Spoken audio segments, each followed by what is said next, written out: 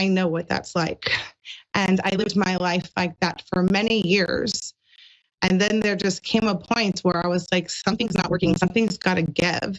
And 20 years of studying and being deep into personal development work, I came to realize what was missing.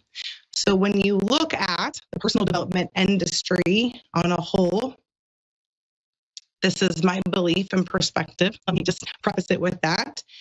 Many of the teachers and teachings that we see, whether it's in a video we're watching, a book that we're reading, a seminar that we're attending, they're teaching lots of tools and resources to help support us to better ourselves, but they're not teaching the spiritual pieces of it. They're taking out this whole part that's connected to this bigger thing, the divine, spirit source, God creator, Nancy, Franklin, I don't care what you call it, that thing that we know is bigger than us, that we come from, the infinite source.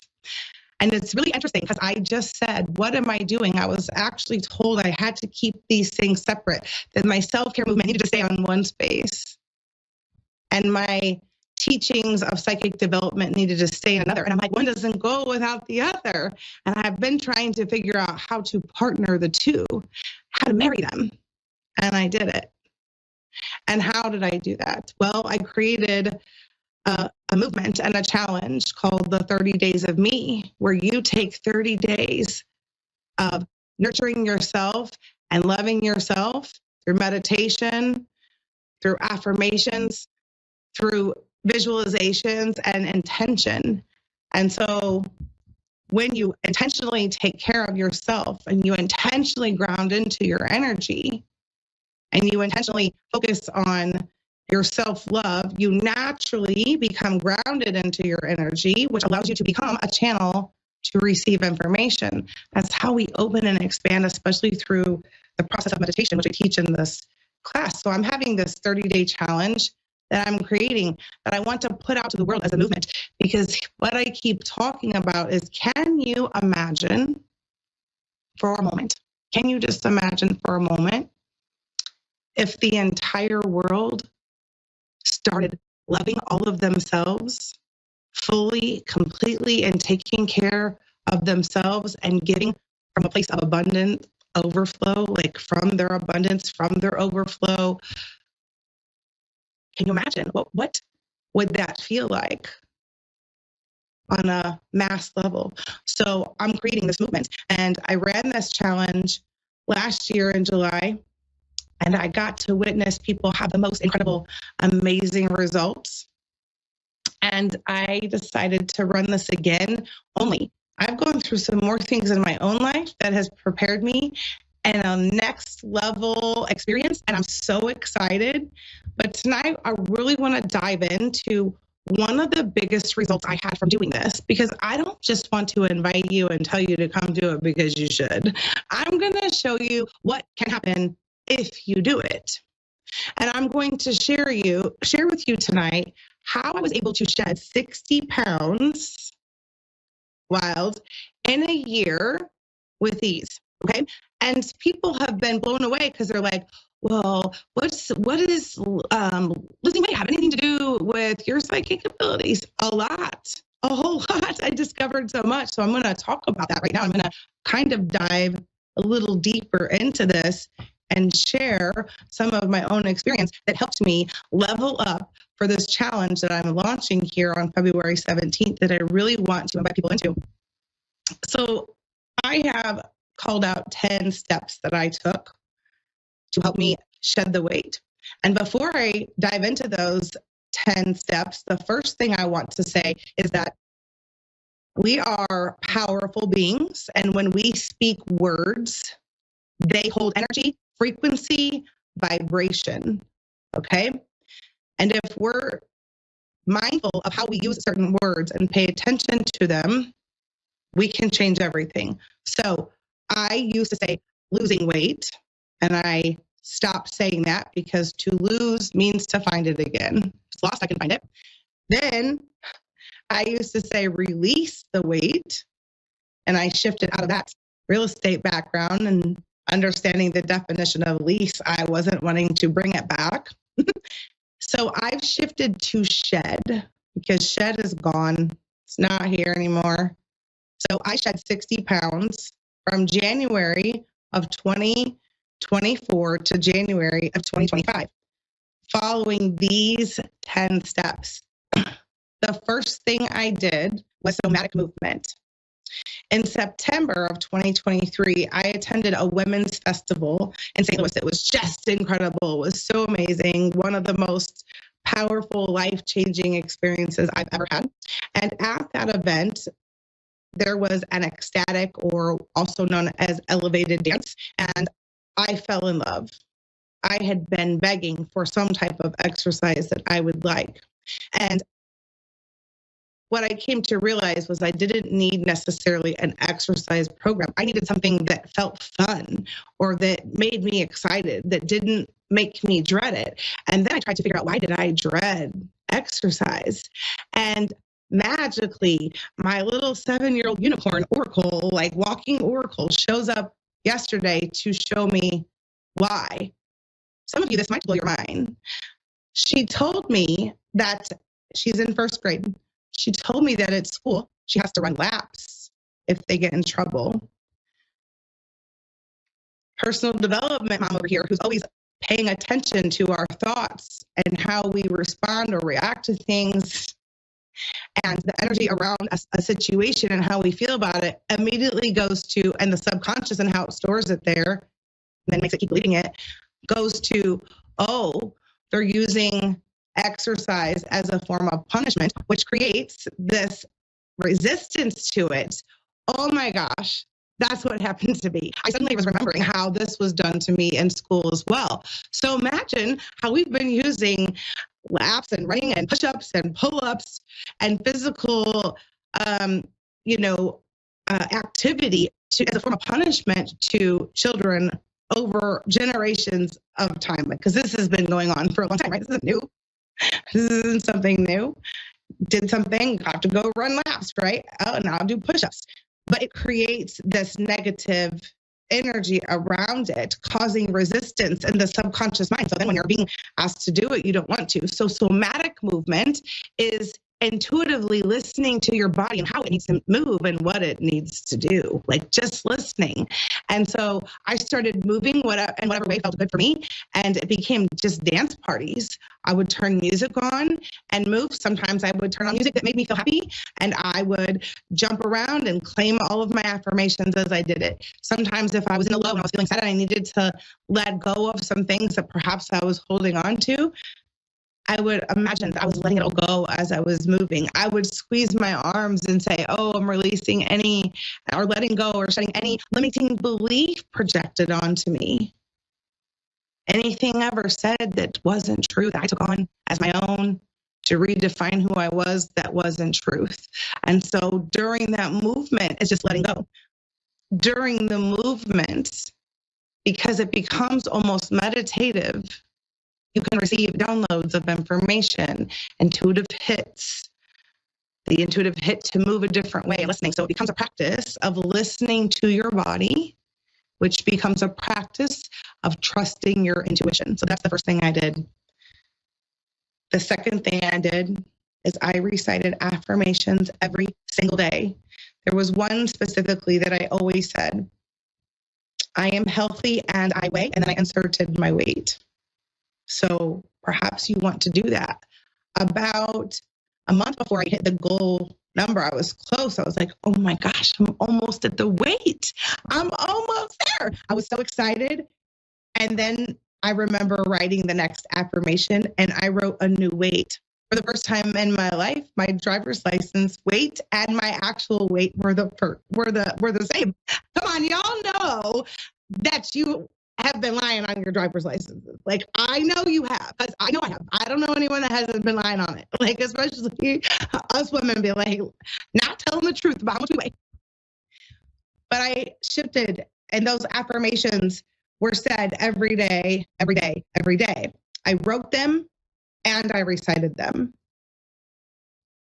The next thing I did was I purged my home, my personal spaces, including relationships. There were some friendships, relationships I had to let go of.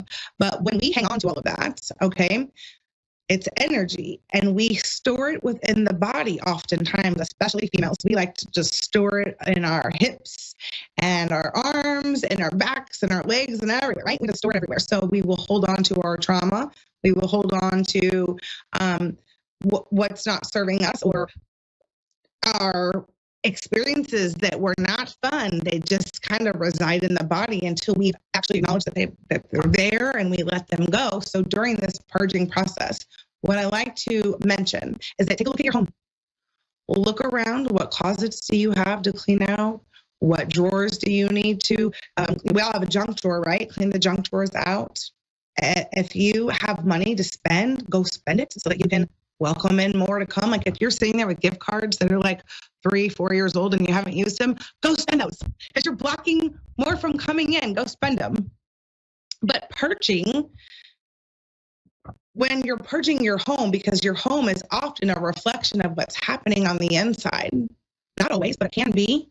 So take a look. Sometimes you have to clean out your email box because it creates an energy. So whenever you clear that out, you create the space that reflects back in the physical body. You clear that out, your body shrinks because it doesn't need to hang on to all of that because it lets it go as well.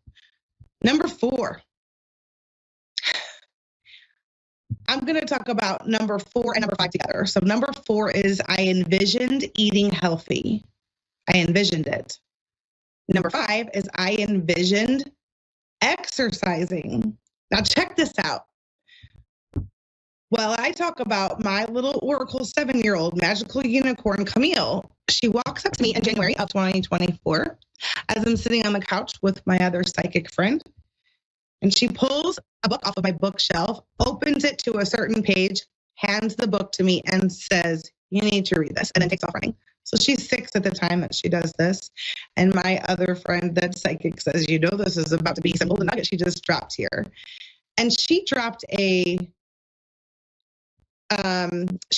Dr. Joe Dispenza book in my lap, and the page that it was opened up to was him discussing how he had 2 different groups of people that wanted to lose weight, and he took one of them through a diet and exercise program, and he took the other group of people through a process of envisioning that they were exercising every day, like taking time to sit down and just visualize it in their mind that they were doing it, and visualize eating healthy. Guess what?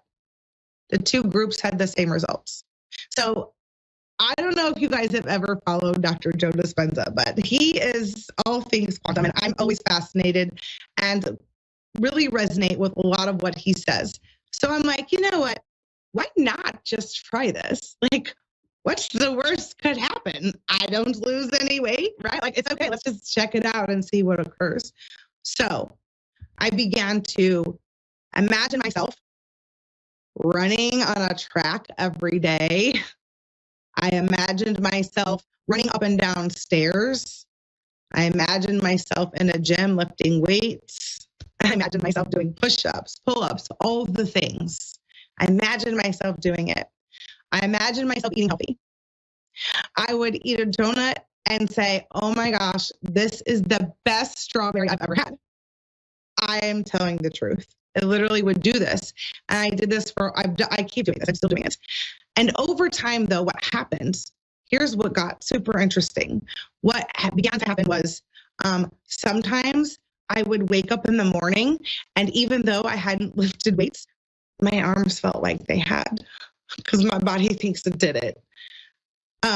Sometimes I would, I lost my thought. I don't know where it went. Bring it back. Sometimes I'll just be flowing and I look over and I lost it. So let me bring that back for a minute. But I would just imagine myself doing these things. I would imagine myself eating the healthy food. I would imagine myself exercising.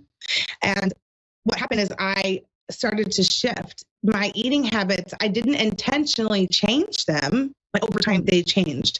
So like that donut that I would go to eat didn't sound good. Or if I did eat it, I would take a couple of bites and it wouldn't taste good to me. And I remember my friends, they will tell you, like I have a solid group of supporters, and I would text them like, I don't know what's going on. I'm not able to eat.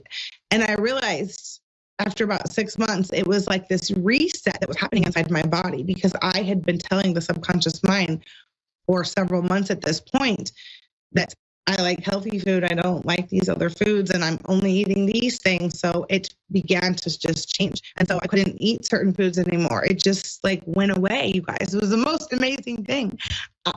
Like drinking sugary sodas and stuff, all of that, it just went away. All right, so let's dive into number 7. All right. So number 7 is hydration with intention. I'm going to do number 8 at the same time.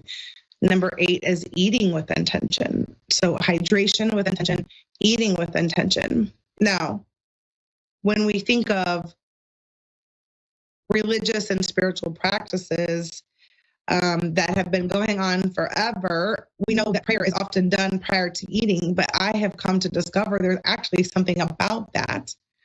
And when we actually send intention and love into the water or the food that we are about to ingest into our body, and we ask it to nourish us, we are connecting with the divine. Because if you think about it, everything is part of the great divine. Everything. It does not matter. Nothing is separate. Everything is energy. So including the water and the food. So speaking love into my water,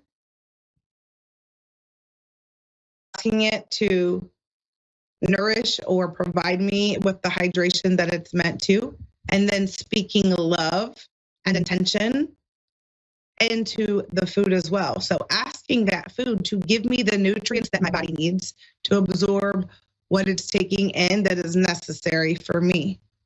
So when you do that, it also shifts the way that your body processes on an energetic level what you are ingesting. I know it sounds wild. I know it sounds so out there.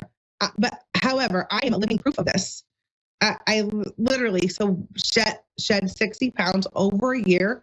And it's just over a pound, right? Over a pound a month. What is that? Over a pound a week is what that is. Okay, it's just over a pound a week in a year. So it's slow and steady. Because I have dropped weight, like lots of weight in short amount of time. And I've done everything, you guys. I have done everything. This became an inside job. This became a spiritual experience for me, and it really became a self-love. Like I realized that we are to love all of us first before we can fully give and love to others. It's true.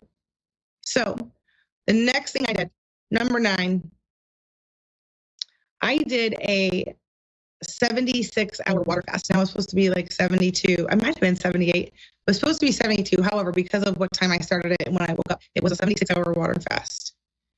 I did not tell anyone I was doing it.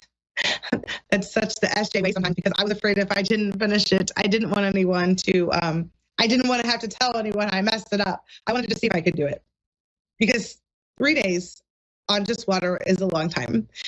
Now, I'm not saying go do this. If you make sure that you go do your own thing to figure out what is healthy for you. But this is just what I did. So I'm only telling this for my own purposes. But I did this water fast, and I believe that it was a reset to my metabolism, and I set the intention for it to be that. And I feel like it was, because that's the intention I set for it. So doing the water fast are really helps you. Even if you do a 24 or 12-hour water fast, they're super supportive in helping to reset your metabolism. All right, that takes me to number 10. And this may be the most important one, okay? I had support. I made sure through my self-care experience of the 30 days of me, because I was doing them every month, that I had support. Because part of the 30 days of me is we create a community. We create our own tribe. We are responsible for creating our tribe to support us, right? It's no one else's responsibility to find my support. That's mine. And this isn't on here. I don't have this number on here, but one of the things I did was I took radical responsibility for myself, for my life, for my body, from my experiences, when we take radical responsibility, it pulls us out of victim. And then that's when the magic happens, because we can move through and not keep repeating. That's how we get off that hamster wheel a lot of times that we get stuck on. But the support is so important, okay? Most of the time, why we don't finish our goals, why we don't follow through with the intentions that we set, is because we lack support, because we get this super self-care 30 Days of Me workbook, a self-care accelerator. So you can check that out on Amazon.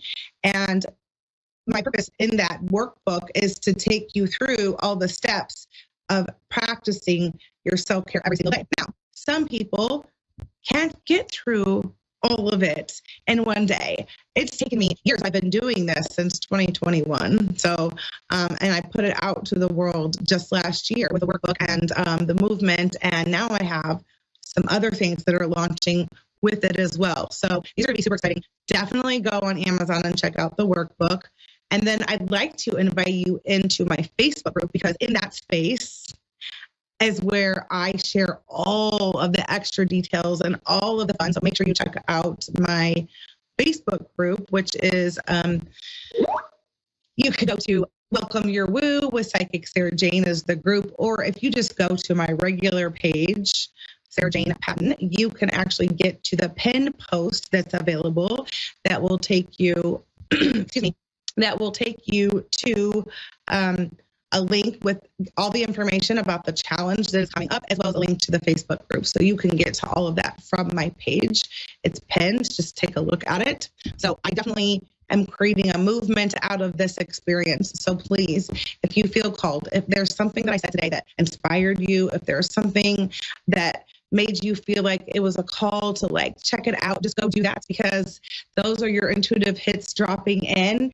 And that's one of the things that we'll be practicing. So in this challenge, I'm not just going to be teaching the self-care, I'm going to be teaching intuitive development as well, because the two go together. So this will be different than anything else self-care that other teachers are teaching. And I'm super excited and super stoked to bring you guys into this and help create a life that you truly desire to have. You get to be a conscious creator of your life. And I want to teach you how to do that. Okay, and I want to teach you how to connect to your higher self and how to really begin trusting your intuition and listening to what your body is saying to you and what it's guiding you to do. The only time your intuition doesn't work is when you don't trust it. All right, you guys, I am so grateful to have been here this evening to really share with you this 30 Days of Me movement that I am creating. Please go to my Facebook group and check it out. I have specials on sessions as well right now, too. So until then, if you're looking for more clarity or spiritual guidance, you can book a personal session with me, too. Then check that out on sarahjanepatton.com. I do look forward to serving you guys again soon and continuing this conversation next week. Bye for now.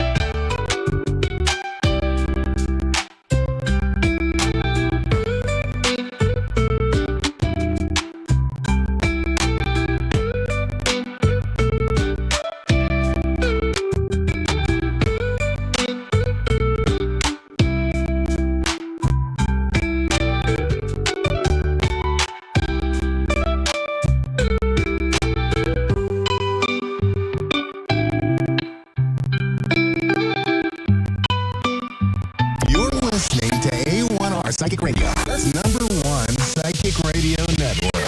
And watching Moonstruck TV and Lightning Television. Welcome. Time for Eleanor Gray's Psychic Destiny with Eleanor Gray.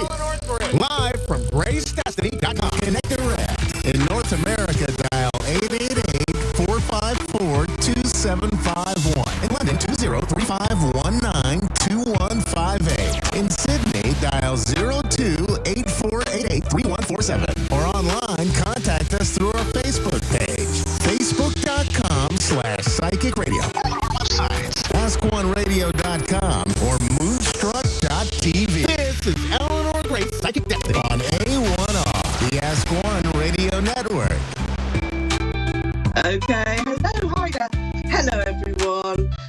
It's Eleanor Grace here, and I'm with you today. I hope you're doing well. I hope the weather's great there. I hope you're all enjoying everything about your life. And I'm just here to connect with you using my cards, my crystal. I've got my honey crystal that is here today. Now, we're using the crystal ball really to link in and to give you a quick peek into the crystal ball, see what's ahead, see what's in your life, what's in your future, see how things are moving forward for you. And it's a very, very special time, isn't it? Because we're just coming up to Valentine's. We've got Valentine's just around the corner. And we are looking very, very much at your love life. How are things going? If you're married, how's that trucking along? Are you single? Are you looking for a partner? Are you wanting to reconnect with somebody who has been in your life previously and somebody that perhaps you just really need to talk to? Somebody that you need to see again. And all of these factors are really, really important for you to be able to just concentrate on who you are and to get your life moving forward as well. Now, I'll be using my cards. So I'm a natural psychic medium. These are tarot cards. Everybody knows pretty much now what tarot cards are, but how they're used in clairvoyance and with psychic connections is really to use the triggers here of the pictures that are on each of the cards. One represents you, one represents what's happening as well in your future. Now, we've got all hearts, cupids, love arrows, and everything that you really want is going to happen. Now, we can see all of those in the cards as well. I think we've got Amy on the line. Hello there, Amy. I think you're Pennsylvania, is that right? You're through to Eleanor Grace. Hi there, hi, and how are you today? Good, how are you? All right, okay. Not bad. Let's see what we can see here for you here, Amy. Just cut the cards and just going for number 2. I like to choose number 1, 2 or 3, setting the cards here in the middle. And the very first card that you have is this chap here who's riding high with success, an elevated person. Now, that means that you may have somebody around you in your life who is quite egotistical, perhaps a little bit arrogant, a person that thinks a lot of himself. That's nothing wrong with that. You know, sometimes we need extra confidence to boost ourselves and project ourselves back into life, back into the world. And this is one of those times now where you will be concentrating a great deal onto that passageway in the future. So you're going to reconnect with this man. You're going to have conversations, maybe they're heartfelt ones, maybe not, but you will have deep and meaningful conversations. So is that somebody that's in your life now or has left your life, Amy? It could be both, actually. Right, okay. So you have a man in your life and you're not sure about him, but you've got somebody that you're perhaps thinking about a little bit more curious about. Is that man that I want to go to, the person that's in your mind, the one that's up here in your subconscious area. It's your higher self, your higher knowledge. So it's still not gone from that space, but there may well be somebody else around you who is taking up day to day conversations, day-to-day matters. So have you been feeling quite sort of isolated, a little bit lonely, not really on top of the world yourself recently? Yes. Yeah, because I have this sense with you that you've really got to be focusing on a new pathway. It's very difficult to do that because sometimes we've lost our mojo, we want to get it back, we want to get into life, we want to be thinking about all those things that perhaps have gone a bit wrong. And I can see you in this dilemma with these, thoughts about somebody that should be a much, much more prominent part of your life and isn't. And then the gap is being filled by somebody else, but it's an emotional gap that I'm going to with you, because I do sense this isolation with you, Amy, a sense of not really finding a happy place for yourself at the moment, not really looking at how you could perhaps say to everybody, to the world, well, actually, I'm quite happy, thanks very much. I don't see that in you. I think that you're feeling quite restricted and perhaps not feeling at all as though you're enjoying life too much. However, good news here, and you do have news coming in, but the good news here is that I'm just going to get the crystal ball so we can see. The good news here is that you will be making some headway. There's decisions that are crossing your path. You've got to take those decisions seriously. This is a honey crystal. So this is all about prosperity. Communication will be very good. And I do have a third person here. It's like we've got man number one, man number two, and then I want to go to him. If I was looking into your palm right now, I would see who that was and where he was going to come into your life. And you may well benefit from perhaps having an email reading from me or something like that. Go to my website anyway, you'll see all the options there. It's gracedestiny.com. But I feel that there's another person here, Amy, another man who is going to be taking you into a particularly new direction. And you've got celebrations around you. There should be a birthday month coming up, March, early April. I see that there as well. Do you have any birthday celebrations around that time? Any member of your family? A family member, yeah. Sorry? A family member. Okay, all right. It seems that that's a turning point, this birthday. It marks a turning point for you and a trigger. So you've got this sort of trigger that's catapulting you into a very successful situation. I feel that you will be very happy this year, but you need to get past the spring. And that's when you'll be overcoming obstacles and difficulties. You will be making some choices, and they're real choices. They're the ones that you need to make as well. And they're emotional ones, but they're for you. They're for nobody else. Don't feel sorry for anybody.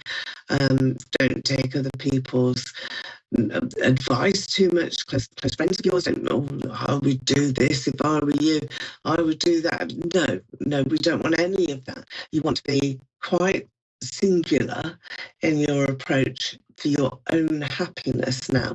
And you want to be able to say, do you know what, this is actually what I feel like doing.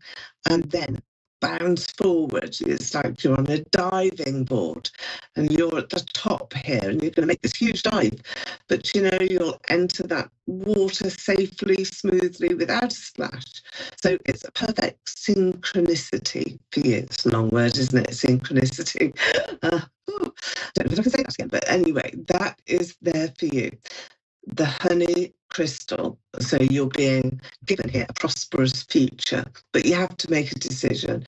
You have to dive in, literally. And I think that the prize for you is somebody else, somebody new.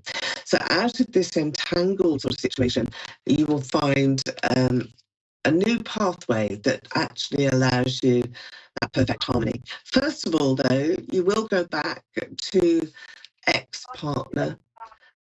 And that will be a surprising conversation. You'll learn things about him that you never knew, and perhaps you'll learn something about yourself as well. Do have spirit around you and pushing you forward. It's like you're being blown here. I want to go blow you along the pathway, which is so refreshing for you. It's elevating you, it's making you feel really rather wonderful. And so, hands entwined, that's what I see. This is a lady who's in spirit, and she's an angel guide as well as a family member who has passed over, perhaps a mother, grandmother. I don't feel it's extended, so it would be that direct line. It's a maternal line. Is it your grandmother that you were close to, Amy? That's us. Yeah. I have a great grandmother and mom. Okay. They're both there because I've got this sense of mother, grandmother. So if it's a great grandmother, then that is her. They're both there, and I just get this wind. It's like the wind is blowing, and you're being blown forward. And this, I feel, is such a change. It's a changing time for you. It's a time of opportunity, but you have got to be prepared to leave things behind just a little bit. Just a little bit. You won't waste any of that sort of energy. I think it's all coming to you in the near future. So would you accept a new partner? Yes. Yeah, I think that you deserve to have this fresh start and a sense of happiness, real happiness in your life instead of compromise all the time. And I feel that's what you've been doing. It's just sort of one compromise after another, and that's no good. We can't do that. We can't keep doing that. And mother, grandmother, closing my eyes now so I can see them holding this crystal tightly too. They are with you. I feel that they come into your dreams. They talk to you. And you must have a sense in your bedroom that sometimes it's very cold or you're shivering. Well, they're around you at night time. They come and talk to you then. So do try and make a note of your dreams particularly. And there's a place to go to talk to them as well. A certain place that you walk around. There's beautiful trees. There's trees near perhaps where their headstone is or where their ashes are, but go somewhere where the trees are. Do you know where I mean? Is there somewhere that you would go to talk to your mother? Yes. Okay. Go there. That's what I'm being given here. Go there. Just blurt it out. You cried a lot. Are you still crying a lot? She knows that. Your mother knows that. Did you cry a lot with her? Yes. Okay. Amy, My mama was my anchor. Your mum was, sorry to get that.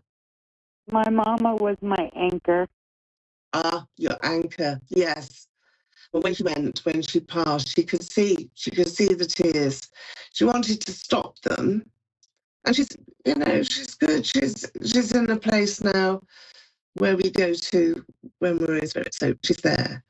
And I don't feel that this is something that you have to particularly concern yourself with as you're going forward now. She's with you, wants to help you. She does come to see you at night, and she will enter into your dreams as well. So be prepared for that. And also be prepared to fall in love again. That's what I want you to do, is literally fall in love again and have that happiness in your life now, and really make that happiness your mantra. I intend to be as happy as I possibly can be. So, Amy, I think that now your pathway is very protracted. You've got a great future. Don't believe anything else. And I think that you've got a long future. So if you want to have more information about your life and some more of the detail as well as spirit that have come in for you today, then everybody can go to my website. It's gracedestiny.com. I'm in London in the UK, but I will do personal email readings to follow up. And you can pay for those, or you can pay for a private virtual reading with me. And that's on any platform that we can share. And that would, I think, just give you some more of that detail and some confidence to push your life forward, to go as far as you can go. But Amy, I think that now you're in a position that life is going to treat you so very much better than perhaps it has done up to now. Don't compromise. That's what you're being told from your mum in spirit, Amy. And find that key to happiness. Listen to your dreams, listen to your mum. And remember, they're pushing you along, your mother and your grandmother. You'll find it. You'll find your turning point. That's in March, early April. So when you get there, you'll be reflecting back on some of the mistakes. And you will say to yourself, I'm going to make some good decisions now. So there we are. I'm going to leave you there. I've been Eleanor Grace. Great to speak to you. And I'll see you next week.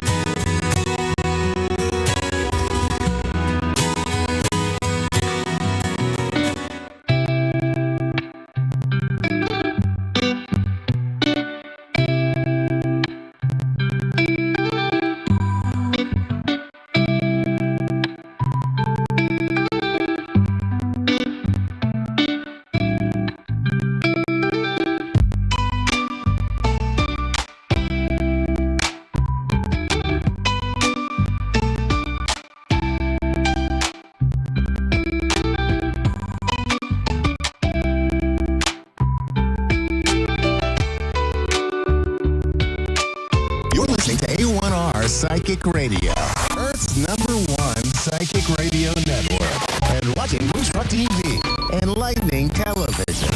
Welcome. Time for Eleanor Grace Psychic Destiny with Eleanor Grace, live from gracedestiny.com. Connect direct. In North America, dial 888-454-2751. In London, 20-3519-2158. In Sydney, dial 02-8488-3147. Or online, contact us through our Facebook page, facebook.com/psychic radio. Or our websites, askoneradio.com or moonstruck.tv. This is Eleanor Grace Psychic Destiny on A1R, the Ask One Radio Network. Hello, hi there, everyone. How are you? How are you doing here today? I hope that the weather's great where you are. Of course, I'm in London, so we talk about the weather all the time. It's just national pastime, I think, for the British in the UK. But I'm here now to talk to you about your life and to find out what's happening in your week and how you're going to be looking at the future. So we're all about future prospects, all about being able to make connections using cards. I've got my cards here. These are Rider-Waite tarot cards. You'll see them. And I like to take one or two of these just to trigger those psychic images, because that's what we're looking for, all of the psychic images that we can muster, and that's what it's all about. I also have my lovely spirit cards here. These are fabulous, but I will be using natural clairvoyance and that psychic connection as well.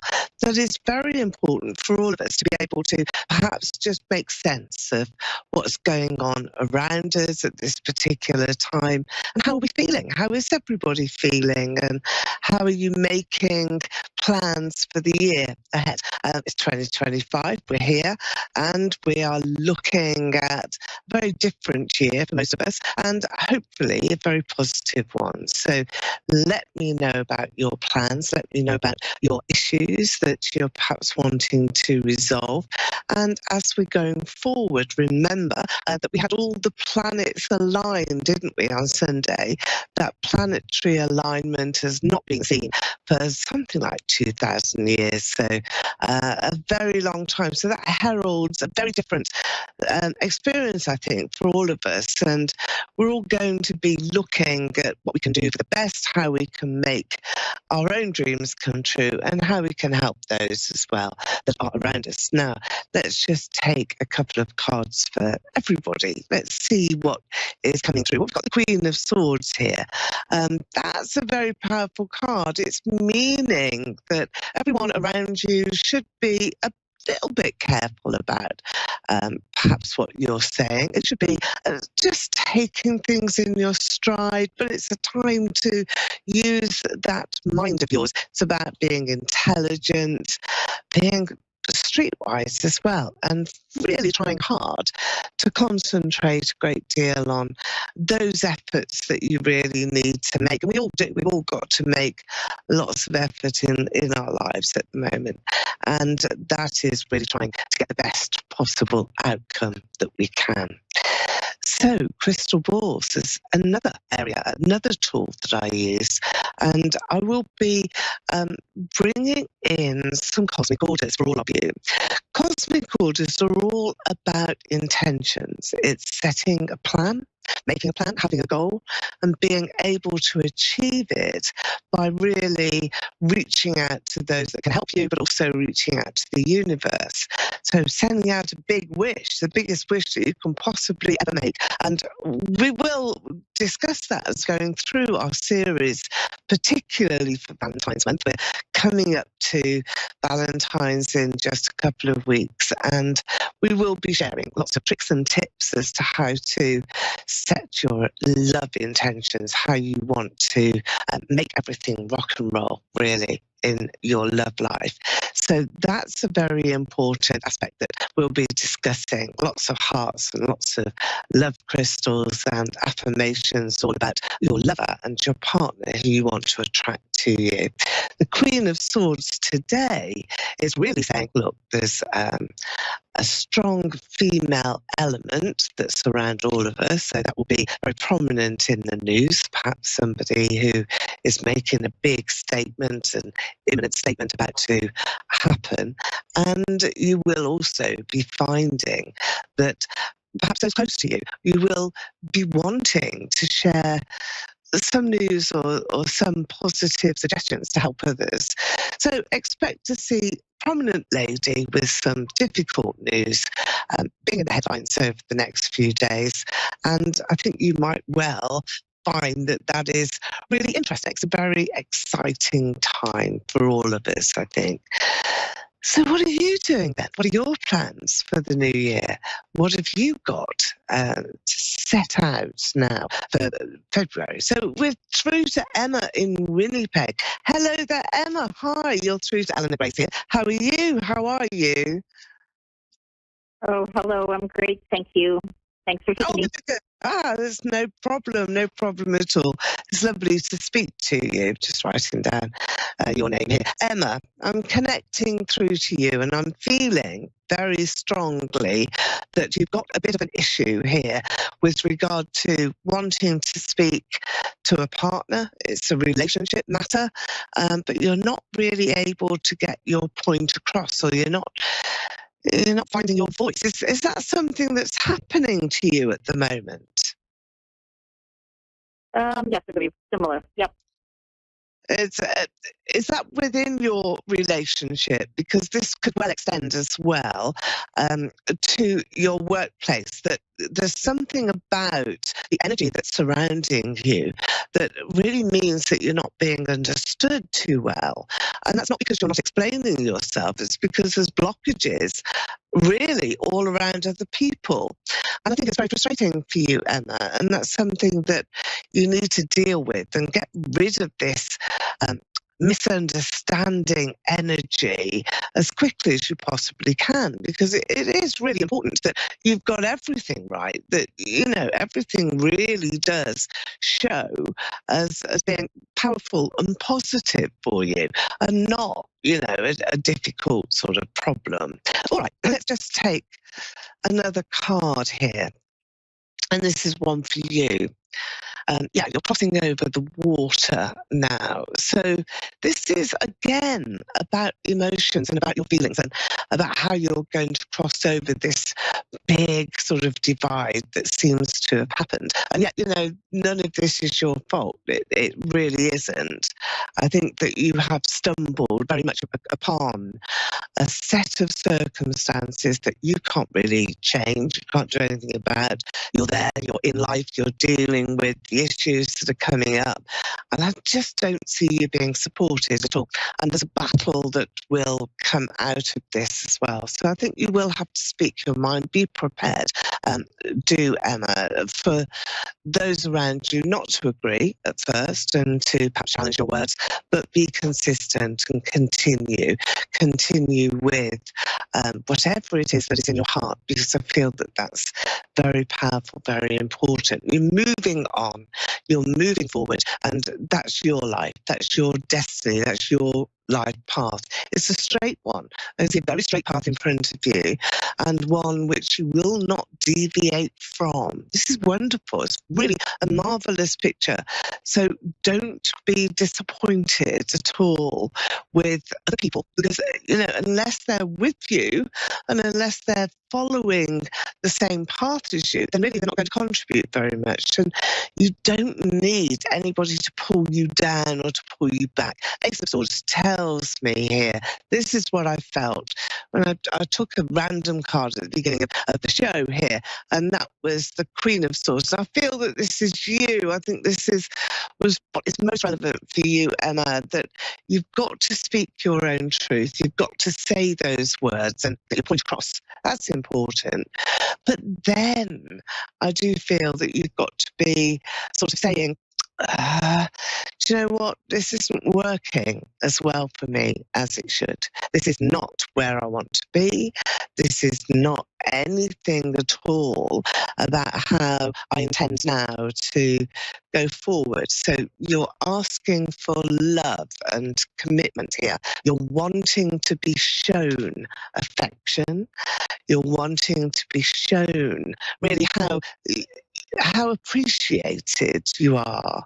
And for this guy of yours here to at least be saying compliments to you and to be adoring of you and to be pleased to be with you, to be grateful and thankful that you're in his life. And I don't see that at the moment. So Emma, you need to make your value absolute. You need to stamp your feet and say, look, this is what I want from you, and perhaps paint a picture of what you want your life to be like, how you want it to be.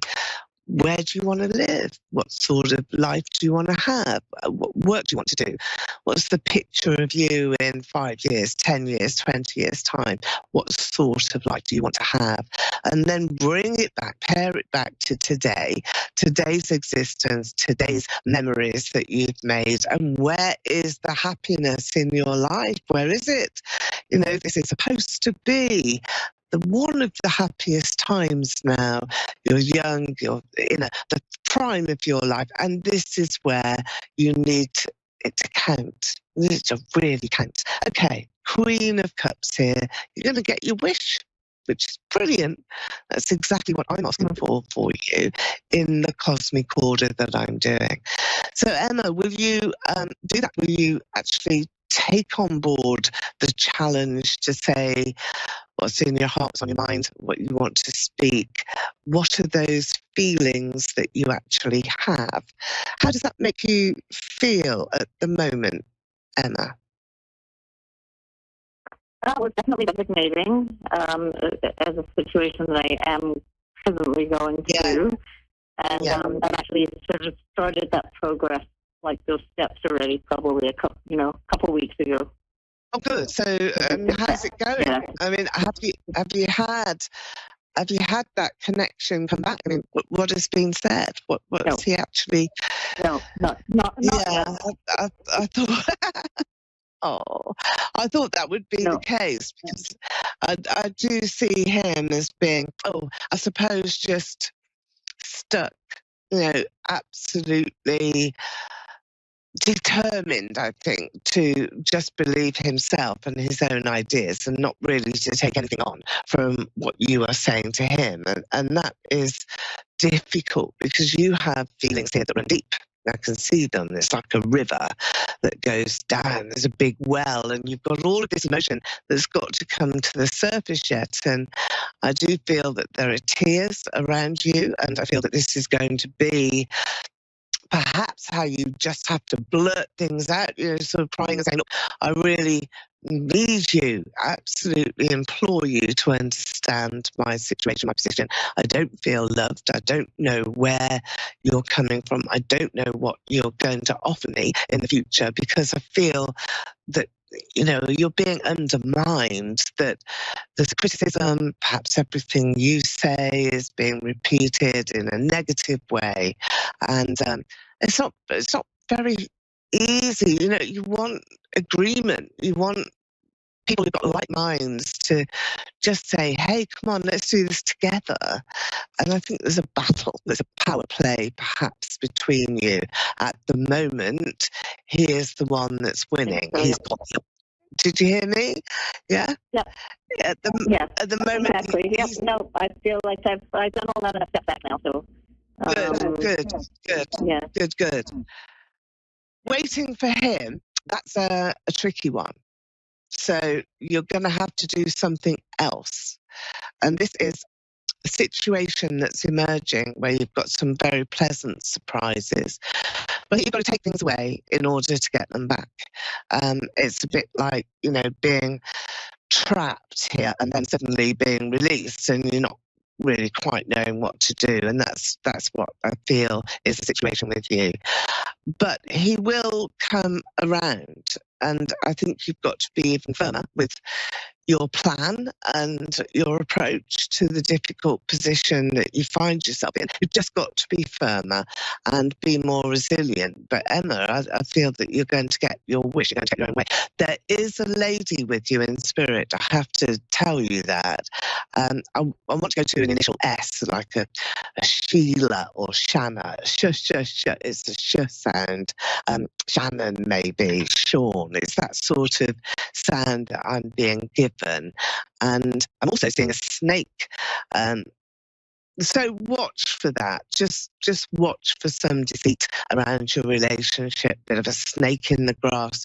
And the spirit are coming through and showing me that. So do you have a lady who's passed over who you would perhaps talk to in your subconscious, or perhaps that enters your dreams? Would this be a grandmother or a parent or an auntie even, as a female who I think you have had some very close connections to? Do you know who that could be, Emma? Not with that spelling. No, not with S. Okay. No, it's a SH. Not offhand. No, not for you?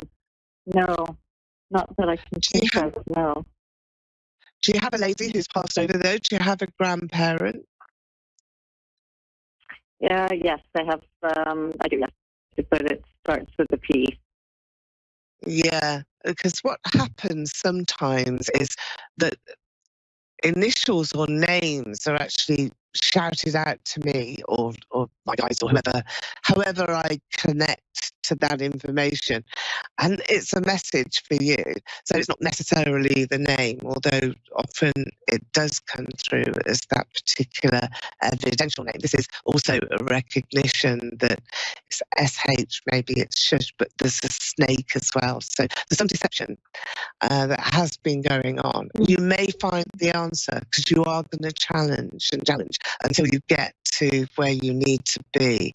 But just do remember that spirit is with you, and this lady in particular is trying to show you the way, opening doors for you, I think, as well. So you have a lot of success. This guy, he will come around, he's going to come back, and is going to be much, much more the person that you thought he was and that you expected him to be, and the person that you met in the first place, most probably. However, there's a level that needs to be connected to and understood yet. So I'm going to leave you with that, and do come back to me. You can book a reading directly with me through gracedestiny.com. That's my website. So I'm hoping to hear from you again, but best of luck, Emma, and it's been wonderful speaking to you today. Okay. Wonderful. Emily, you're on the line for me. Is that you, Emily, in Ohio? Yes, that's me. Hello. And how are you? You're sounding wonderful and bright and positive and chirpy. It's a chipper feeling. That's what we say here in London. I'm feeling rather chippy today.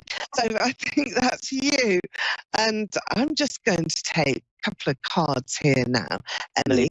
I think there's been a lot of changes around you recently, and you have now the energy that has been given to you to drive your life forward. This is a point of destiny that you've reached. So you've done all the changes. You've managed to release yourself from perhaps obligations that were just not necessary to keep up with anymore, obligations that you needed to get rid of. And I feel that that's been a very sort of powerful message that you've had to take on board. You've had to really sort of understand.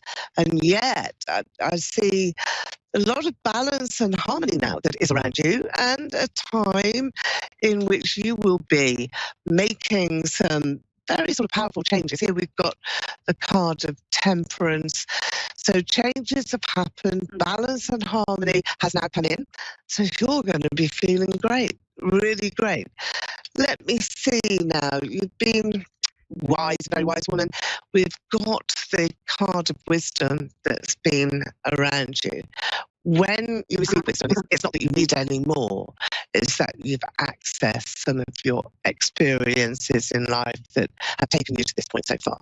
So you've grown, you've had a soul growth, and you've matured again on another level. But it's not a physical one, and it's not about life skills. It's about a spiritual evolvement and a knowing, a knowledge that is enhanced in your soul. So from where you came, from where we resonate from, that's now been recognised, and you've reached another level of understanding of yourself, but also understanding of life and the universe and of other people. You're a very caring person, Emily, and I can see that.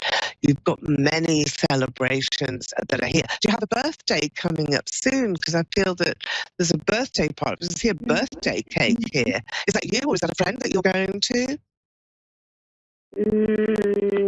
No, not in here. No. Okay. No. Right. Well, I'm seeing a birthday cake, so this has got to be somewhere. Right. Otherwise, I wouldn't see it. So it wouldn't be being shown to me. So let's look at spirit, because we have got a strong spiritual connection with you in particular, but also you, I feel, are quite psychic. Is that something that you've been aware of yourself? Yes. It's hard to understand. Yes and no. Not.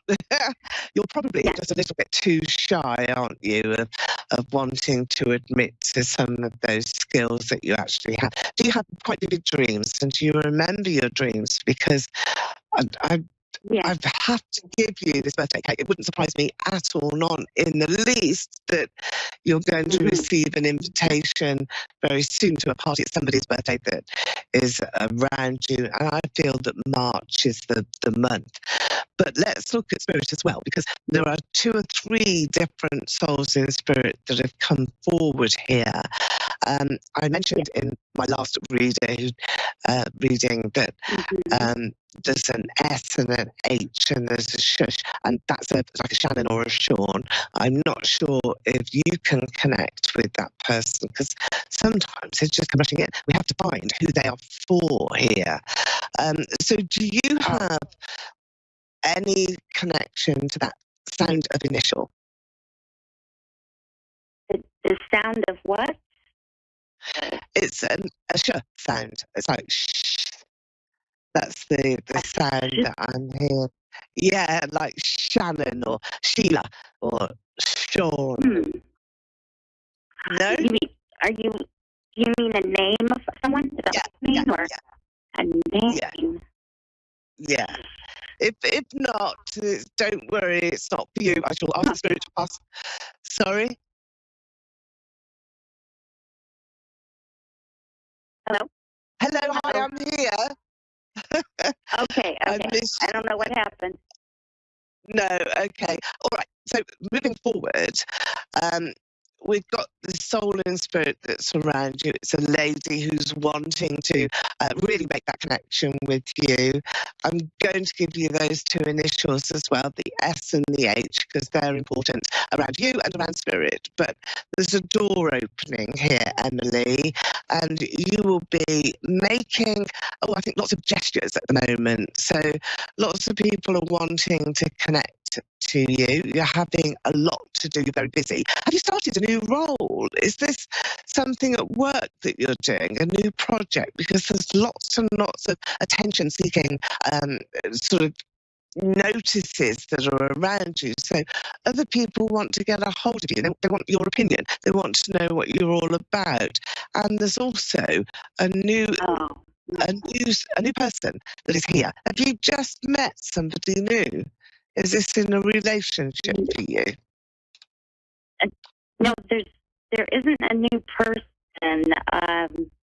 No, there's just a lot of stuff going on with my marriage right now. That there's secrets, and I'm trying to figure out what's going on, things like that. So it's actually not good. Well, you have a lot of changes that are coming in. I'm not surprised that it is about your marriage, but it's also about you, and it's about what you're going to do next.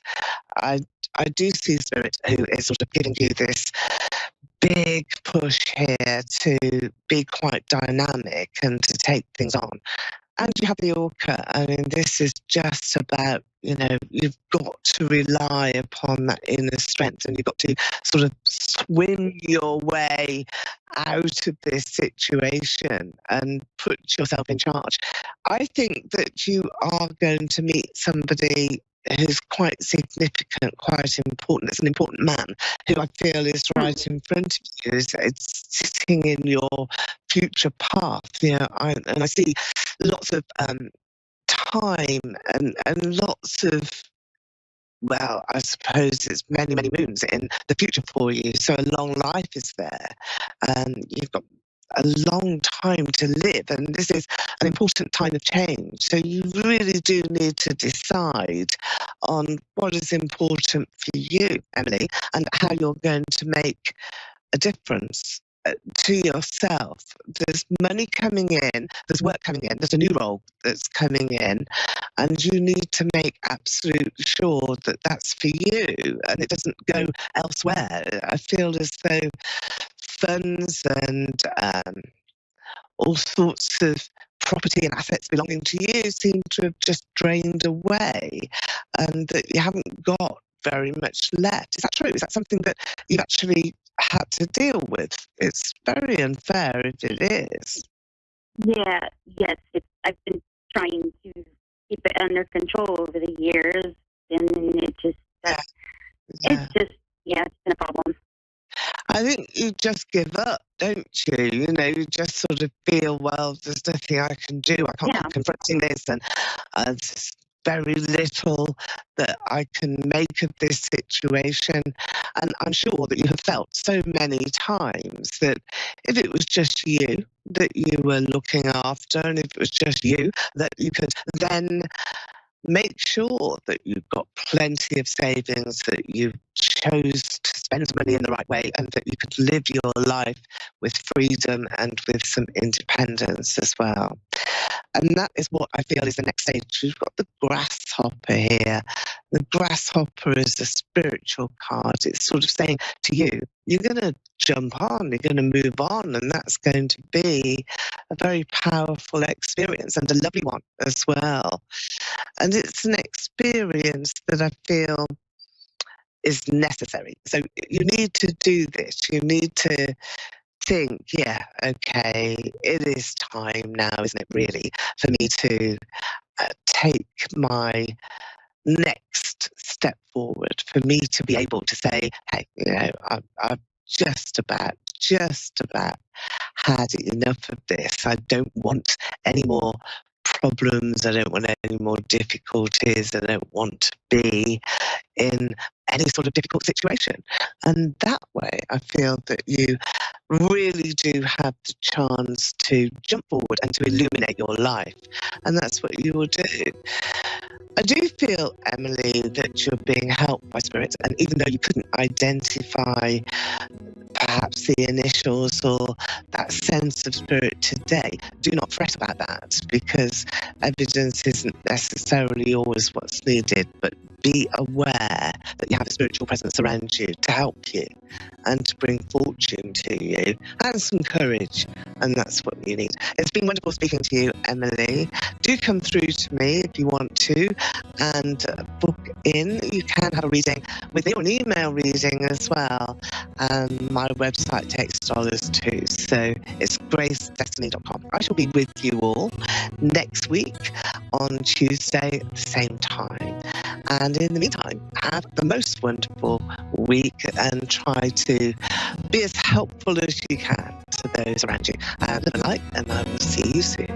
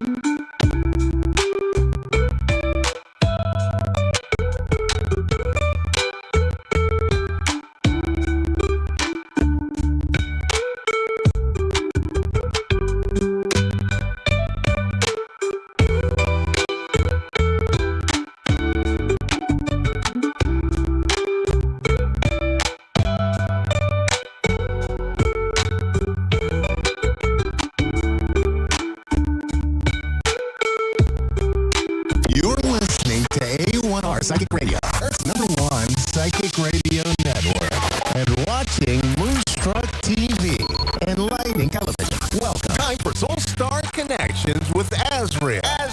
Live from Azrael.love. Connect direct. In North America, dial 888-454-2751.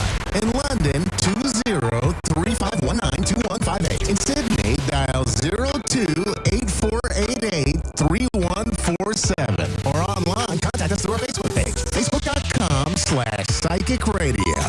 Or our website, AskOneRadio.com or Moonstruck.tv. This is Soul Star Connection on A1R, the Ask One Radio Network. Hello, everybody. Namaste. I'm Azrael Zamenek, and I'm coming to you live from Nashville, Tennessee. And I hope you're having an amazing, amazing, amazing day. Oh, I think let's just start today by taking a collective inhale in and exhaling out. And if you didn't catch that, maybe do a couple more. Just whatever you're doing, wherever you are, even if you can't stop, just what would it be like now to just breathe in and to open your mouth and just sigh out.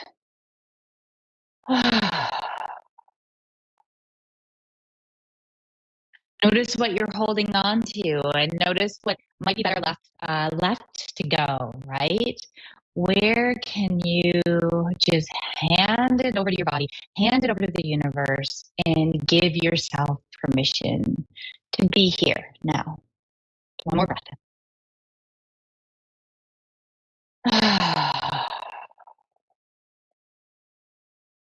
So welcome. How are you doing? How are you today? It's such an interesting time to be here, right, on this planet, as it has been probably, our entire lives, but especially since 2012. There's been so many shifts, so much movement, so much change. And, one of the things that I come to is I see so many people affected in their lives, by chaos or uncertainty, or just the shifts, the internal shifts that we're all going on. The one thing that I come back to time and time again is, how do we find center? How do we find center, and how do we come into a space of being connected to something that is always there, always true? And that's the energy, right, of pure consciousness. It's the energy of life.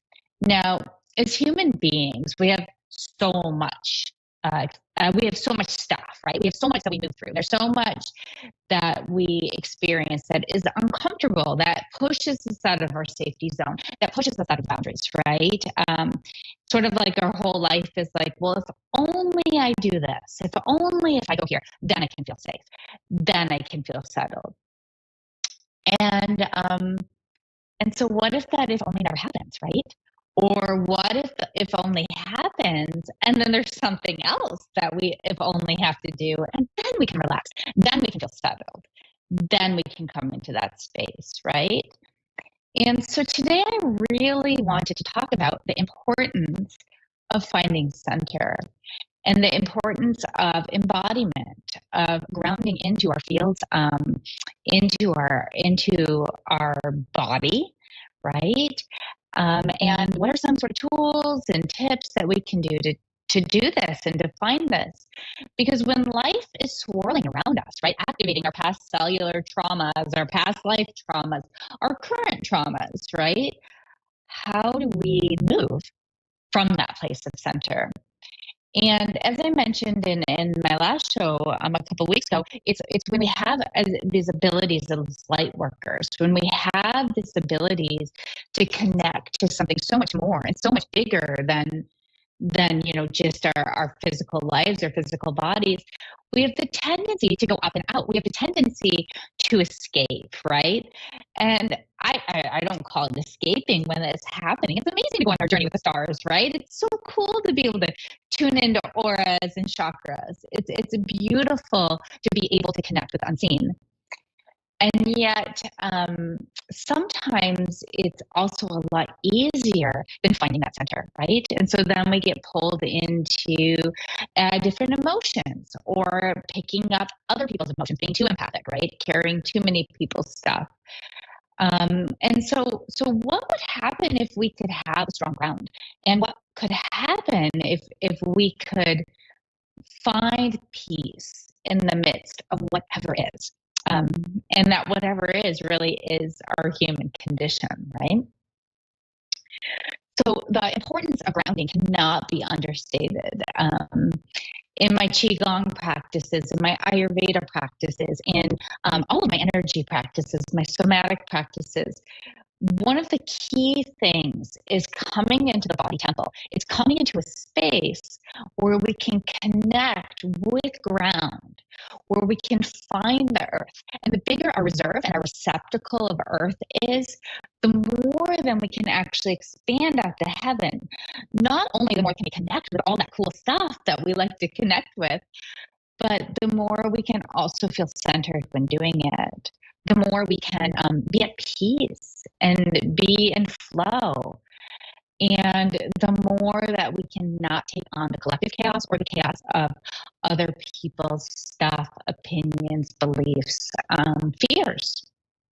So we're going to start with some simple practices today. If you're driving, some of this you might be able to do when you're driving. Otherwise, I'm going to encourage you to come back and listen to my show later. If you're at home listening right now, I really encourage you to do all and everything you can to take part in this.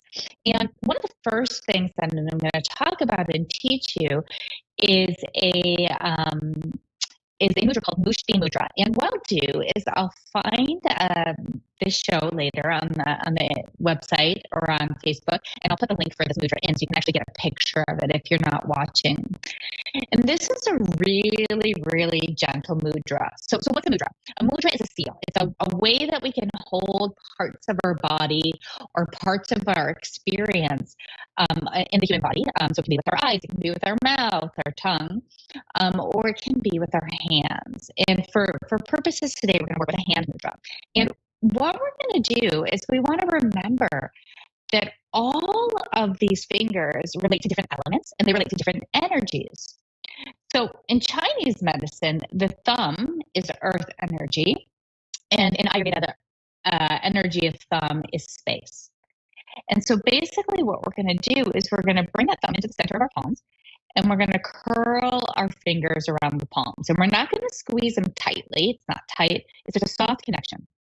So it's allowing either the earth energy or the energy of pure consciousness, maybe both, to be held in our hands, to be grounded and nourished in our hands.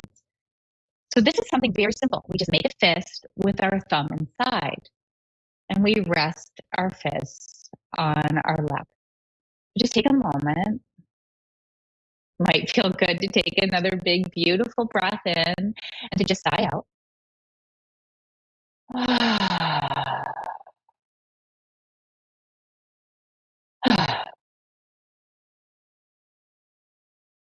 And notice what happens if you just close your eyes for a moment. In fact, let's stop. Let's release this mudra. Let's turn our palms up. And notice where your energy goes. Notice if you feel connected to your body, or if you feel more up towards the head or the heavens.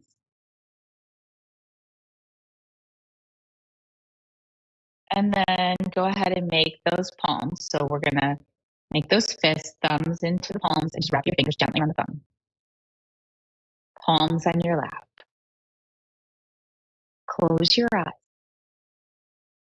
And just notice. How do you feel? What does this do to your system?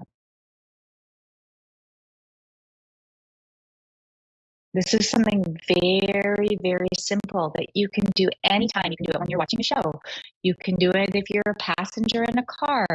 You can do it if you're, if you're just sitting. And meditation is a great way to do this. Okay. This is something that brings us in connection with the earth element. So let's just take another moment.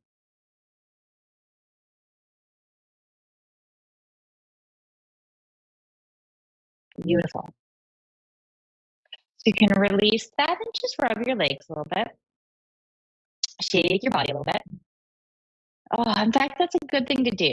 What would it be like to just shake your body? If you're seated, that's fine. If you feel like getting up and shaking a little bit, that's also fine. But what would it be like right now just to take a few moments? So this is another way that even though we're moving, we can connect with the earth, right? So just take a moment, shake in your seat, shake your shoulders. Breathe out through your mouth a couple times. It might look funny, it might feel a little bit funny. But what we're doing here when we shake our body, we're removing excess stress. This is something very, very simple that we can do, something very easy that we can do. It immediately sort of brings us home into this temple. And that's what our body truly is. It's a temple. And we forget, right? Earth is heavy. Earth is hard. I'd rather fly free. But Earth is energy too. It's just moving at a slower vibration. Let's just shake. We're going to shake for like a whole other minute. This is another very simple technique. Super simple. And then we'll go into a meditation today. A little bit shorter time than normal today. And that's okay. Oh, what are you holding on to? What wants to be moved? What's in your body? What's in your field? Shake those fingers. This is something you can do standing up. You can shake your knees, shake your sit bones. Shake between your ears and your head.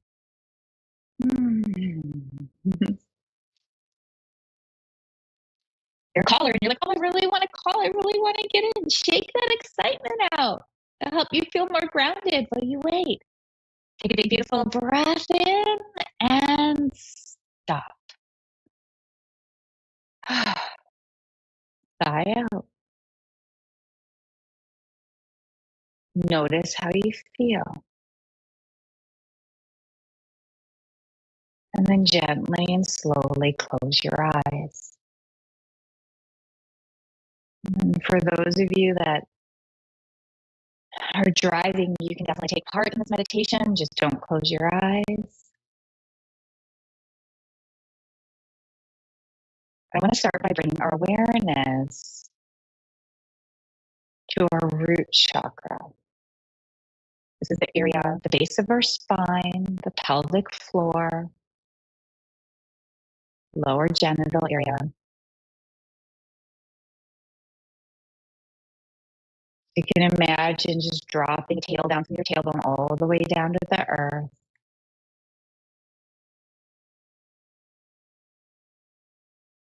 And then bringing your awareness to this space in the lowest region of your body. And I'd like you to try to imagine connecting it right at center. So not in the front of you, not behind you.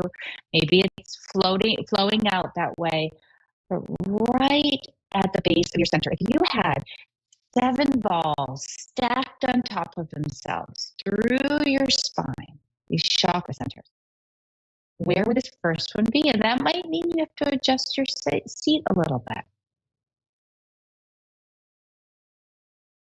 And what does the energy of this area in your body feel like? Does it feel closed off? Does it feel full and open? Tight? Active? Maybe you don't feel it at all, and that's okay. And I'd like you to imagine the color red. This beautiful, rich color red in this area of your being. If you're having a hard time connecting, just wrap your hands around your thumbs and imagine and open to an idea of this beautiful red ball of light. This area, this energy of the chakra system that holds our cellular memories, it holds the key to being home in our body, right? Has to do with our safety, our connection. So what would it be like to take here 4 or 5 breaths, breathing in the color red? And as you exhale, allow this red to expand through the front, back, and sides of the body. The front, back, and sides of the pelvis.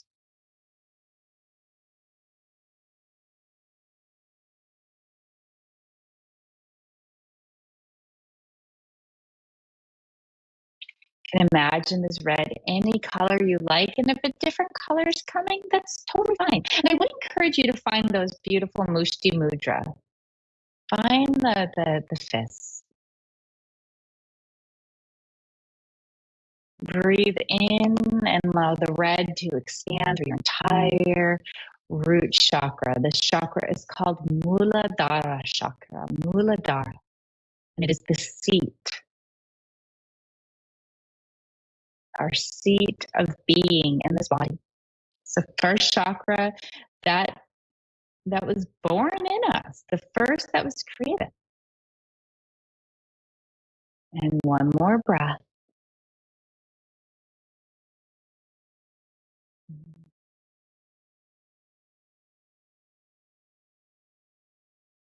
And then repeating these words to yourself out loud or silently. I am safe. I am held. I am supported.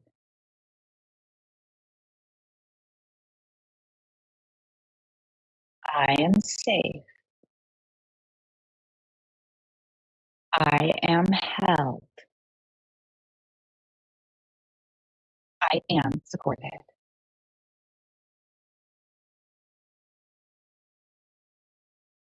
And one more time.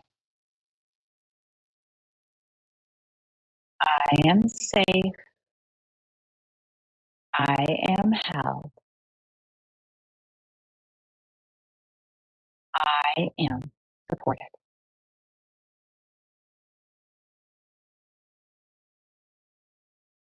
And release your mudra. Let your palms go up again, resting up on your thigh.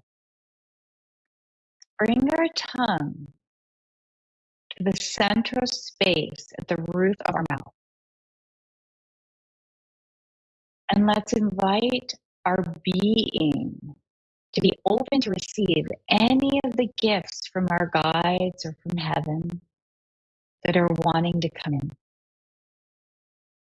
So our tongue's just in that center space at the roof of our mouth. There's an indentation there. And this immediately opens us up to receive.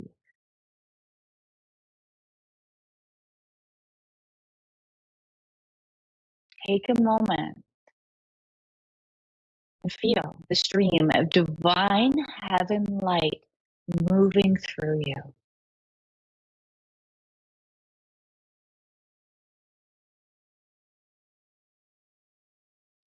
Notice how grounded you feel and how supported you feel in your root.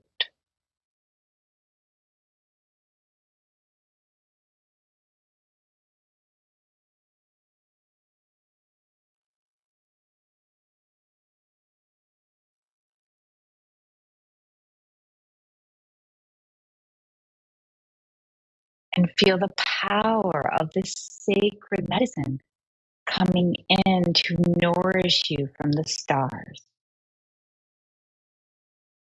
Notice that it's integrating in a different way. It's weaving itself in a different way.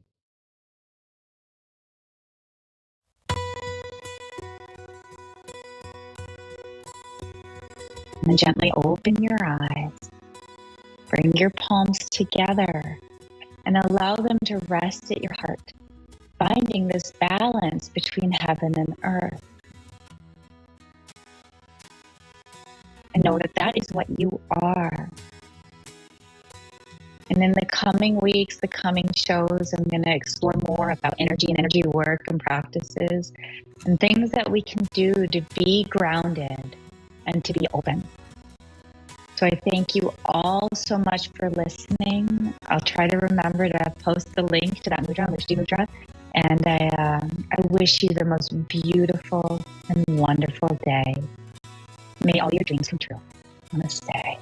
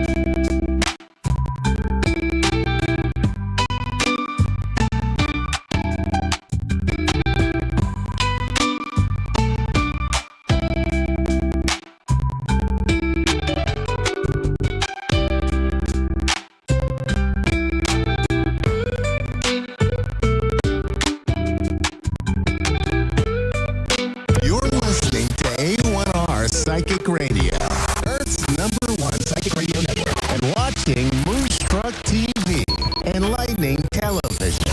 Welcome. Time for Bernice Bisson, Psychic Media. Bernice Bisson, live for BerniceBissonPsychic.com. Connect direct. In North America, dial 888-454-2751. In London, 20-3519-2158. In Sydney, dial 02-8488-3147. Or online, contact us through our Facebook page, facebook.com/Psychic Radio. Or our websites, AskOneRadio.com or Moonstruck.tv. Visit Bernice Bisson Psychic Media on A1R, the Ask One Radio Network. Welcome, it's Psychic Tuesday. I'm your guide, Bernice Bisson. We're going to start with the astrology at the top for the next 7 to 10 days. And you can listen to all 3 of your signs, sun, moon, or rising, or ascendant, you can call it ascendant. Your sun is your divine masculine. It's the things you do. It's your outer world. That could be career, direction, social, standing, friends. Your divine feminine is your inner world, your moon sign. And that is your home, your body, your emotions, and the mother figure. And then your ascendant is how you put both of those together and bring us forward in your day-to-day life routines and cycles. Okay. And so I always listen to the ascendant if I'm looking at just day-to-day cycles, just the day-to-day kind of stuff. And then things I need to do, I will look at my sun aspects. And how I feel about things, I would look at my moon aspect. So that's helpful for you.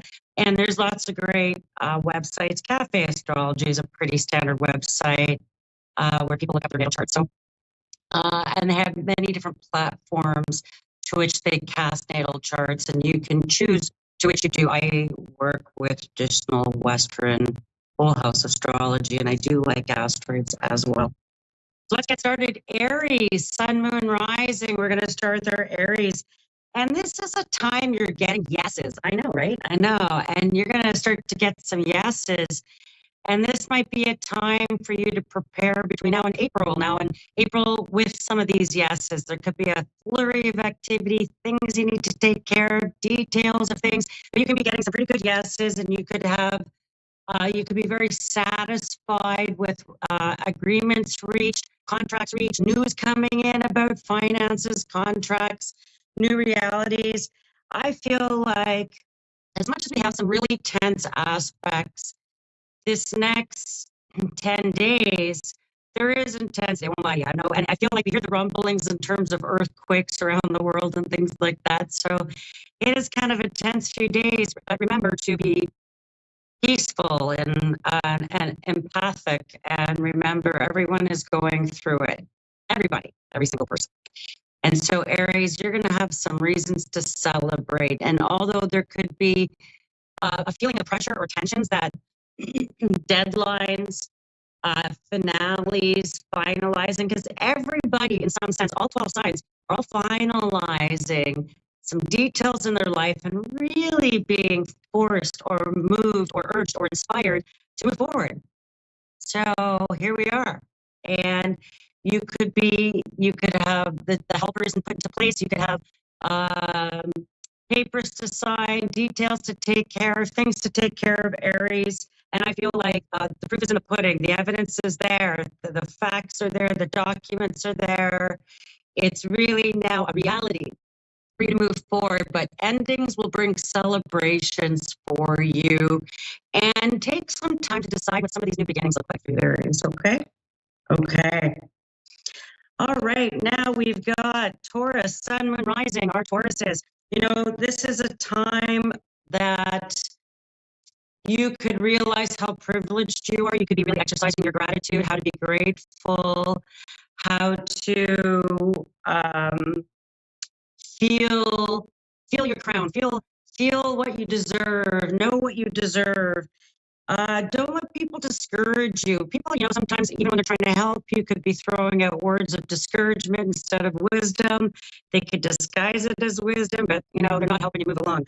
So I feel like what could feel like a bit of loneliness or inwardness or introvertedness, you might have to go to your inner self this next 7 to 10 days, your higher wisdom, trust your instincts, yourself, your own higher guidance. Because I feel like things that could come at you could be a bit discouraging from others, that they're not in the right mindset to advise you at this moment. And I feel like if you feel yourself vacillating back and forth with decisions, or things going on for you in the next 7 to 10 days, don't sweat it. It's okay to vacillate sometimes. Sometimes it's okay to pause and take time to make decisions before we move forward, to process an ending. But Tauruses, you're going to have the opportunity to move forward in big ways for you over the next 7 to 10 days, and you'll be given signs of it. Certainly, just maybe small confirmations turning into bigger ones over the next 6 months, especially with this powerful full moon coming. All right, Geminis, Sun, Moon, Rising, our little Geminis. This is a time to pay attention to your dream state, communications, unexpected results with your communications. You might have to carry a light stick because they could carry on for a long period of time.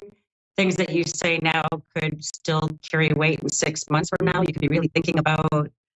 And you could have unexpected communications, even in the dream realm, the subconscious realm, the meditations. You could be having some wild meditations, wild insights that could feel kind of like you can't share them with people yet. You can maybe process or analyze them. I feel like this is the time that you have to know your own creative efforts, know your own creative genius, use your talents to achieve some goals you might have. You might have to rely not just on what you've been trained, wisdom, or knowledge. You might have to kind of dig deep into your talent bin. And your talent bin, typically for Geminis, is managing people and bringing difficult options together to bring unity. So this is going to be a bit of a theme for the next 7 to 10 days, Geminis. Cancerian, Sun, Moon, Rising.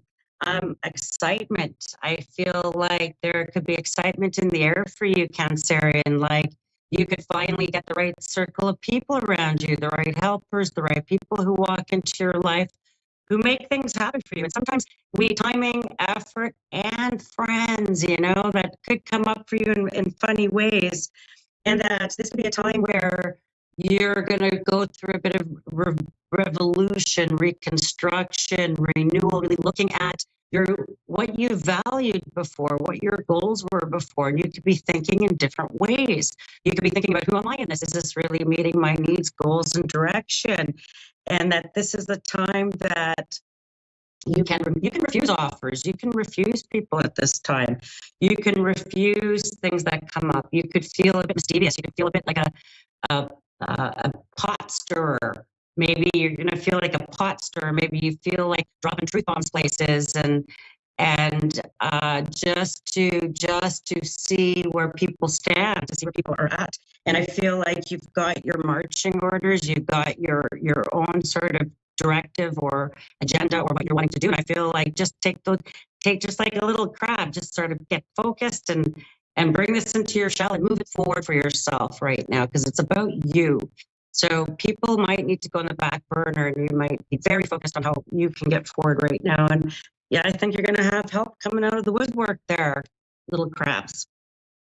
Leo, sun, moon, rising. For our Leos, I feel like you could be pleasantly amused by the news. You could be pleasantly amused by changes to your environment, unexpected shifts with your home, news coming around mortgages, homes, finances, things that have been unexpected. You could be setting yourself free, feeling very liberated, feeling very amused with yourself even about how ironic everything worked out for you. And I feel like I always love that energy a little bit. And that this is a time that you can find your vitality up, your energy up. You could find yourself wanting to start a regime, exercise regime, energy regime, something about that. And to live life to its fullest, to take the chances. Now, be careful being too risky, but I feel like you are just accepting life for what it is, maybe people's responses to things, and just deciding to enjoy your life anyway and play and make it a game anyway, regardless of people. And you could be really thinking of new places to travel, new places to be for this summer, which could be kind of exciting maybe for your birthday. All right, thank you. Then we got Virgo, sun, moon, rising. Hey, Virgos, this is a time that any delays you might be feeling could be your friend. They could give you insight. They could give you a moment for pause. The world might have felt like it was coming at you a million miles an hour and no slow time, no downtime. And now you're going to have an opportunity for a bit of a rest, a bit of a pause. You could be feeling things in your lower extremities, your knees, feet, hips, legs, mobility, things that could be holding you still for a bit. And any restrictions that come in, whether it's financial or your timing or you banged your knee and you're like hobbling around, it's time that you could rest or pause. And any delays you experience now really strengthen you. And it's hard for Virgos to find that time of pause because they're always in service and they find their value in doing and things that they do for people. And so this is going to be a time for you. This is going to be a time for you to really think about how you can rest and how you can turn things around for you. Okay, I feel like I want to say you might, and say no to things. Don't make too many commitments there, Virgos. This is a time where you can regroup yourself. Okay, Libra, sun, moon, rising. Our little Libras, you could have some pleasant new interests in your life. You can find maybe you met a new person. You could have new people coming into your life, a new crush, a new fancy, a new hobby, something that you could feel kind of smitten with. And I feel like it might feel like some nice energy. You might have been feeling a bit run down, a bit low in energy the last little while, a bit depleted. And I feel like there could be little bits over this next 7 to 10 days that kind of give you pause to put a lighter bounce in your step, to give you a bit of a happy energy. And part of this is maybe your own backbone. Maybe you're being decisive and maybe you're like, I don't care if people are mad, or I'm done with that whole thing, and really moving beyond the restrictions of other people's expectations, what makes other people happy. You be very focused on yourself. And I say, go for it. Like, this is a time. And you can really look at some nice fashion for yourself, adorning yourself, primping yourself up, fixing yourself up in some way that I just feel like really works out for you in a beautiful way. Even if you're thinking plastic surgery, or if you're thinking of, I don't know, anything that you're really looking at your beauty and how you feel about yourself, your aesthetics of your physical body, I feel like could be really quite, and including your fashion, could be really quite profound for you for this next little while. Scorpios, sun, moon, rising Scorpios. this is a time not to make assumptions. And you could feel very psychic, very intuitive, very connected.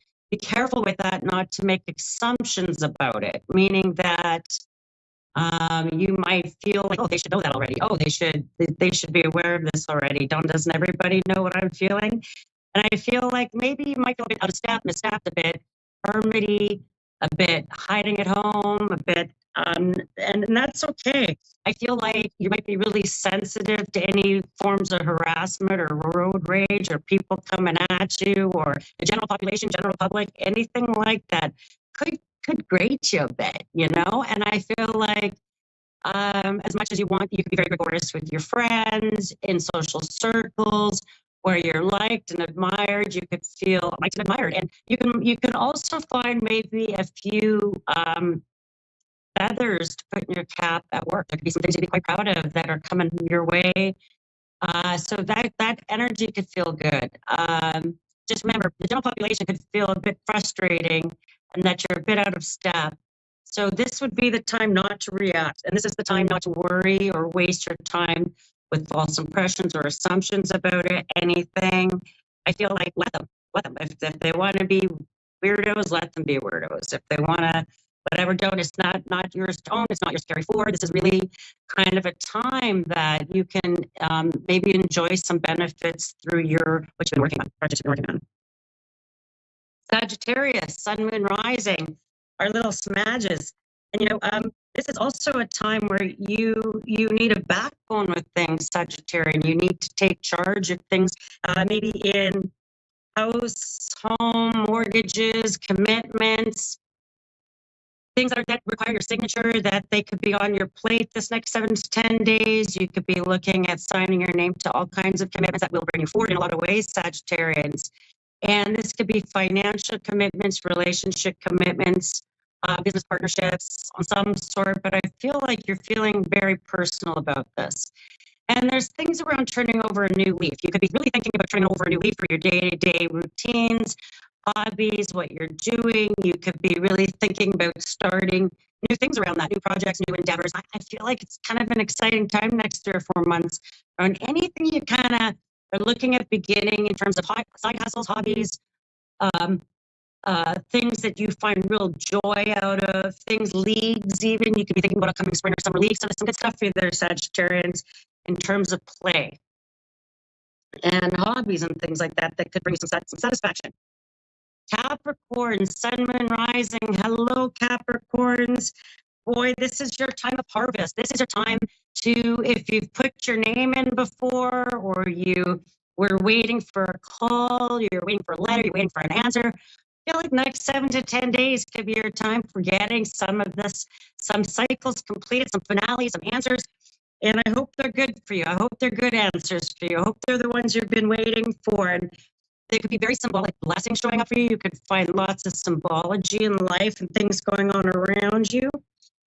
There could be issues of insurance and insurance payouts, papers, things you could be working with, looking at. You could also be looking into your genealogy, your background, your history, family stories, old photos, memorabilia, things coming, and really looking at generational healing, generational legacies, estates, finances. That could include insurance papers. But there's these topics and issues, will be coming up for you over the next 7 to 10 days, really solidifying for you a pathway forward, something that you might deal with in a very future moment in the next 6 months, but get a taste of it certainly over the next 7 to 10 days. Aquarius, Sun, Moon, Rising. Aquarians, your health, your wealth, your health. So things in terms of doctor's appointments, test results, health regimes, really looking at, determination, perseverance, things you could be addressing. There could be things around papers, documents, taxes, finances. You could be getting details sort of organized. You could find a happy little bonus in that. You can find little perks. You could find maybe even good news around some health issues. Maybe there's maybe changes in your health regime or changes in your health status that make you quite pleased. Same with your cash status. You could have lucky little percolation of money that makes you quite pleased with things. You have a really powerful full moon coming up right away in Leo, which is your house of partnership.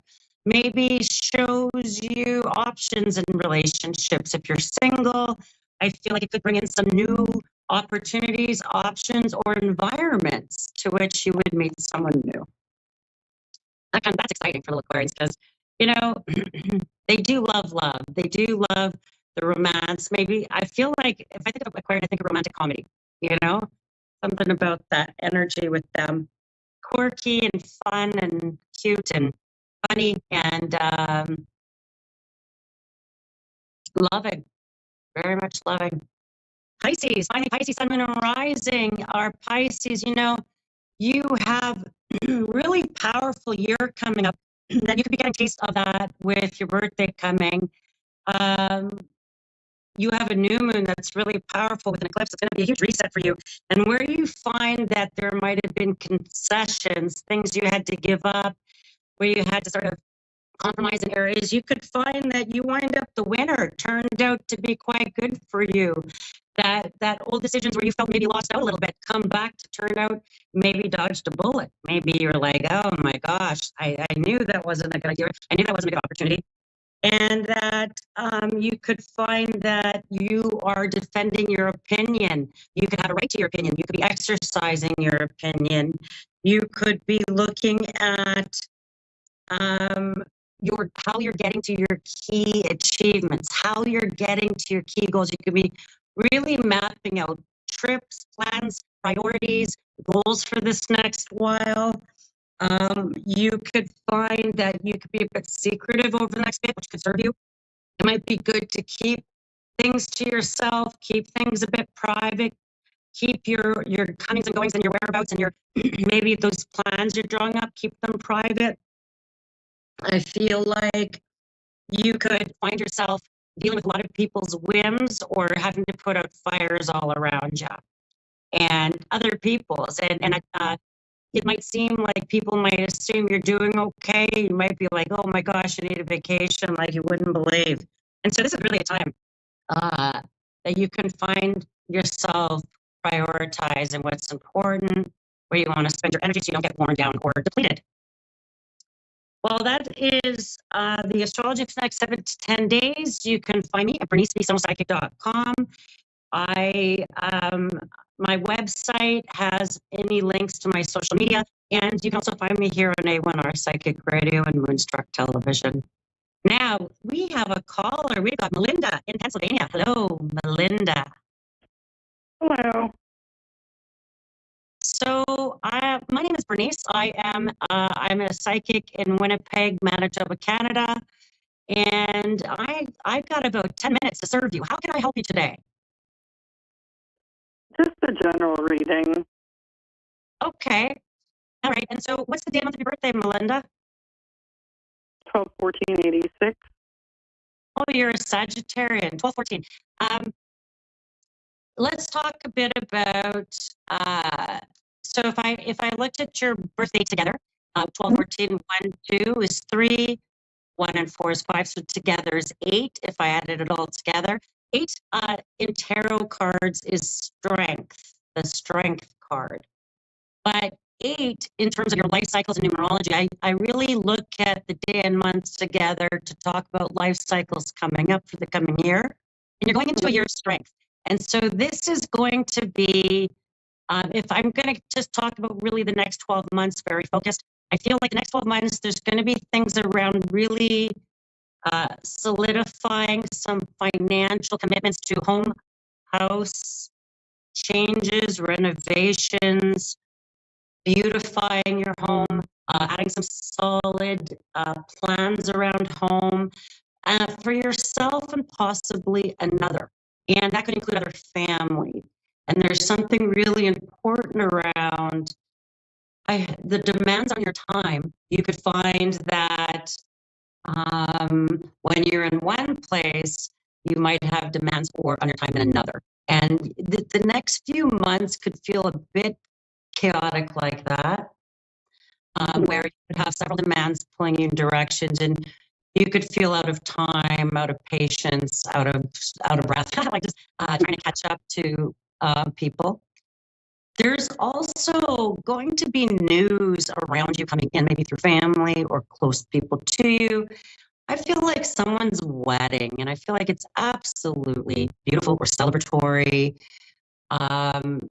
Hopes for the future. And I feel like this is going to be a big theme for you starting June and moving over the next 18 months from the month of June, that you're going to find that the news that comes in could be good news, better news, news of unions, news of things like weddings, celebrations, new homes, housewarmings, things that bring people together. Because for Sagittarians, it has been a bit, and especially when I think about your birthday, it's been a bit diligent, having to really stick to and persevering through a number of challenges that would have presented itself maybe in the last few years. Just if I looked at the big picture, but I want to say there is maybe the news of, I'm going to just make a couple predictions. I feel like there's news about solidifying house, home, and money. If it's not for you, it's for a family member close to you.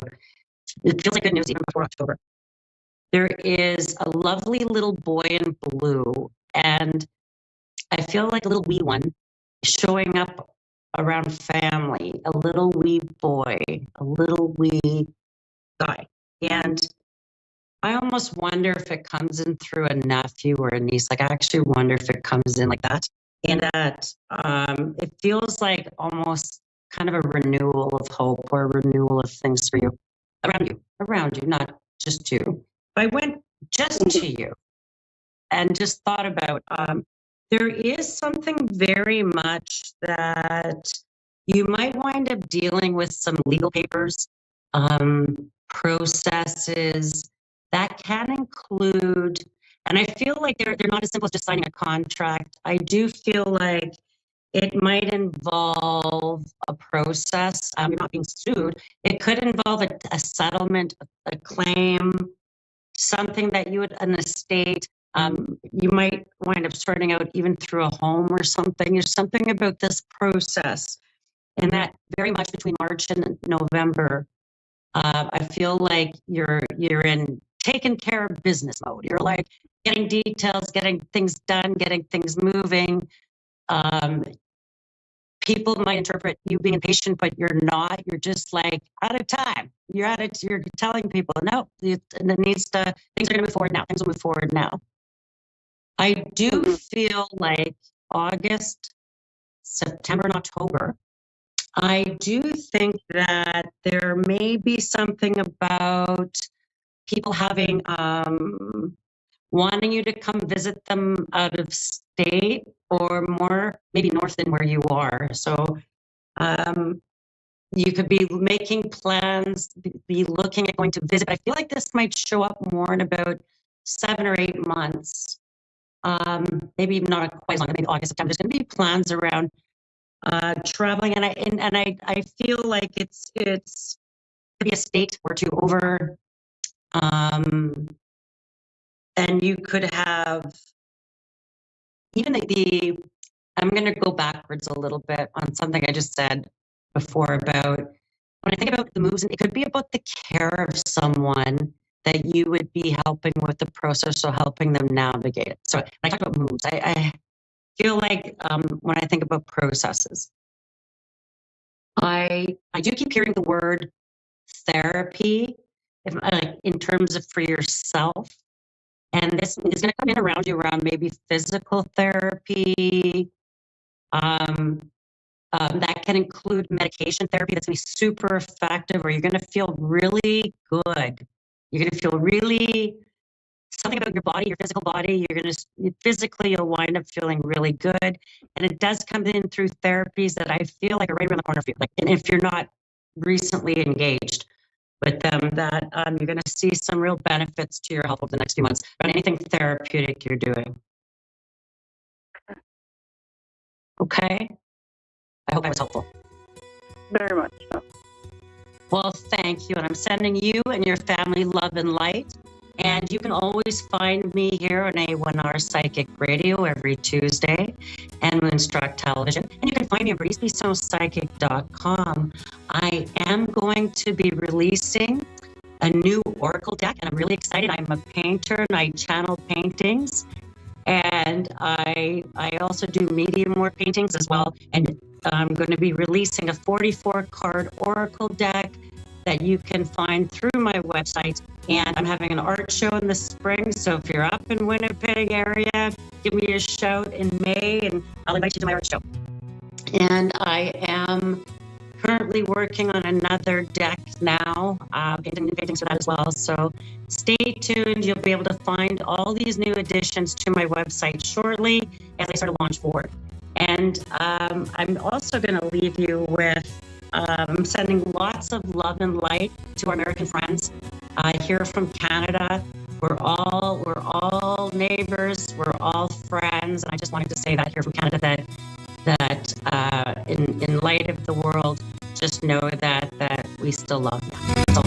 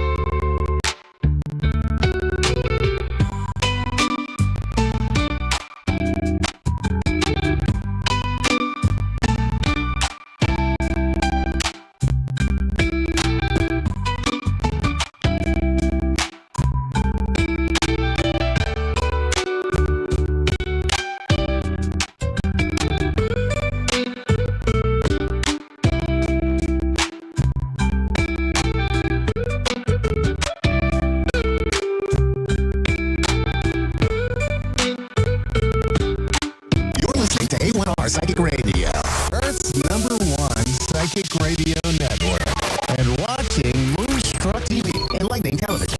Welcome. Time for Infinite Soul Connections with Shelley Devon. Hummingbird. Live from InfiniteSoulReadings.com. Connect direct. In North America, dial 888-454-2751. In London, 20-3519-2158. In Sydney, dial 02-8488-3147. Or online, contact us through our Facebook page, facebook.com/psychic radio.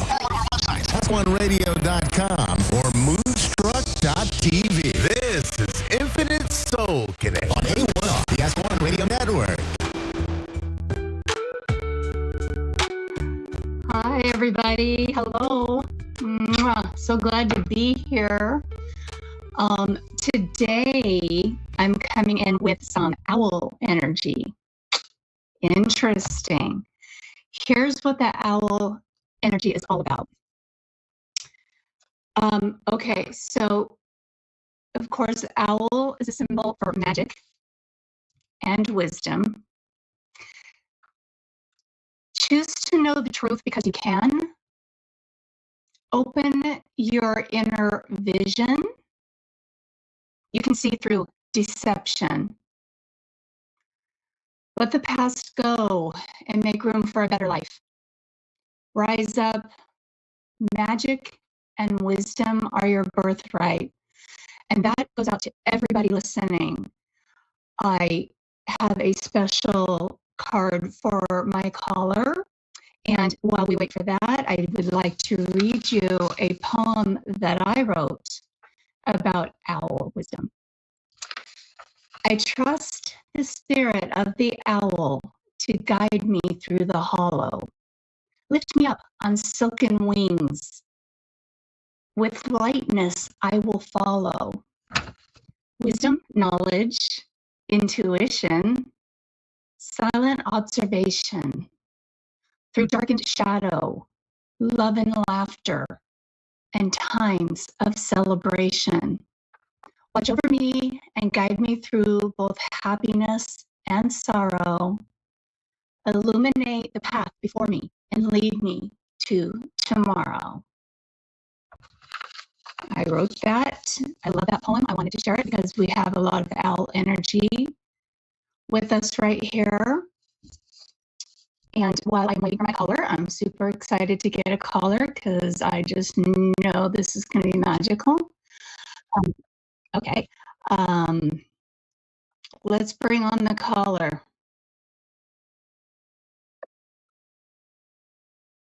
Hi, Echo. Hi. How are you today? I'm doing all right. How are you? I'm great. What is it that I can do for you today to help you? I'm curious about my love life, about me possibly reconnecting Okay. with my past person. Okay. Well, first of all, I do want to share with you your animal energy that I'm getting. And it is the lynx, which is the keeper of secrets. Take time out from the world and be the observer. Nothing can deceive you when you trust your knowing. You see others' secrets and you keep them sacred. In silence and solitude, you will find your strength. Okay? Okay. That is your animal energy. And I want you to notice how it's saying, be the observer and trust your knowing. And nothing can deceive you when you trust your knowing. So I want you to apply that to your question about your love life and your reconnection, okay? And let's see what else we have. Okay. Wow. Okay, so this is so cool. This is in perfect alignment with what I just said.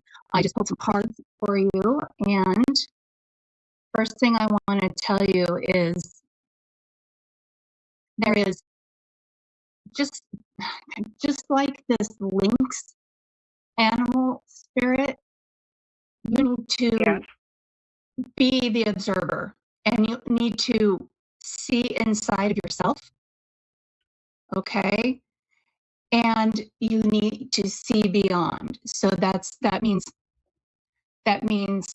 feeling, going inside and feeling how you truly feel about the situation, and then to see beyond, which also brings in the owl energy, because you've got this, you can look at things from a higher perspective, okay? Which is what I want you to do. I'm sorry, what they want you to do with this situation, okay? And there is definitely a kindred partnership, okay? But again, another card comes up that says deception. So remember that you can see, if you trust your knowing and you're inside, you go inside and then you be the observer, you can trust your instincts, okay? That inner knowing, and you will not be deceived when you have your inner knowing. Does that make sense? Okay. Yeah. Okay. All right. So also, the roots of abundance. This is a good one. Oh, I love this one. You have an abundance. You have an abundance of knowledge, wisdom. Again, the owl. You have an abundance of gifts and love and knowing. Okay. Yes. Okay. So what I'm feeling of this is that the reconnection that you're asking about, I feel like that is your kindred partnership, and you have a root of abundance, and you can see, and you will not be deceived if you do not allow yourself to be deceived.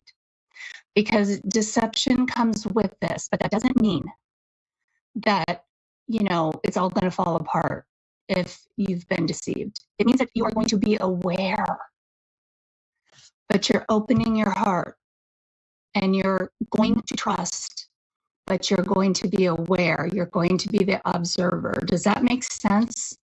Yes, actually it does. Okay. All right. Yep. That is just like, yes. I'm going to say yes with this reconnection. It feels,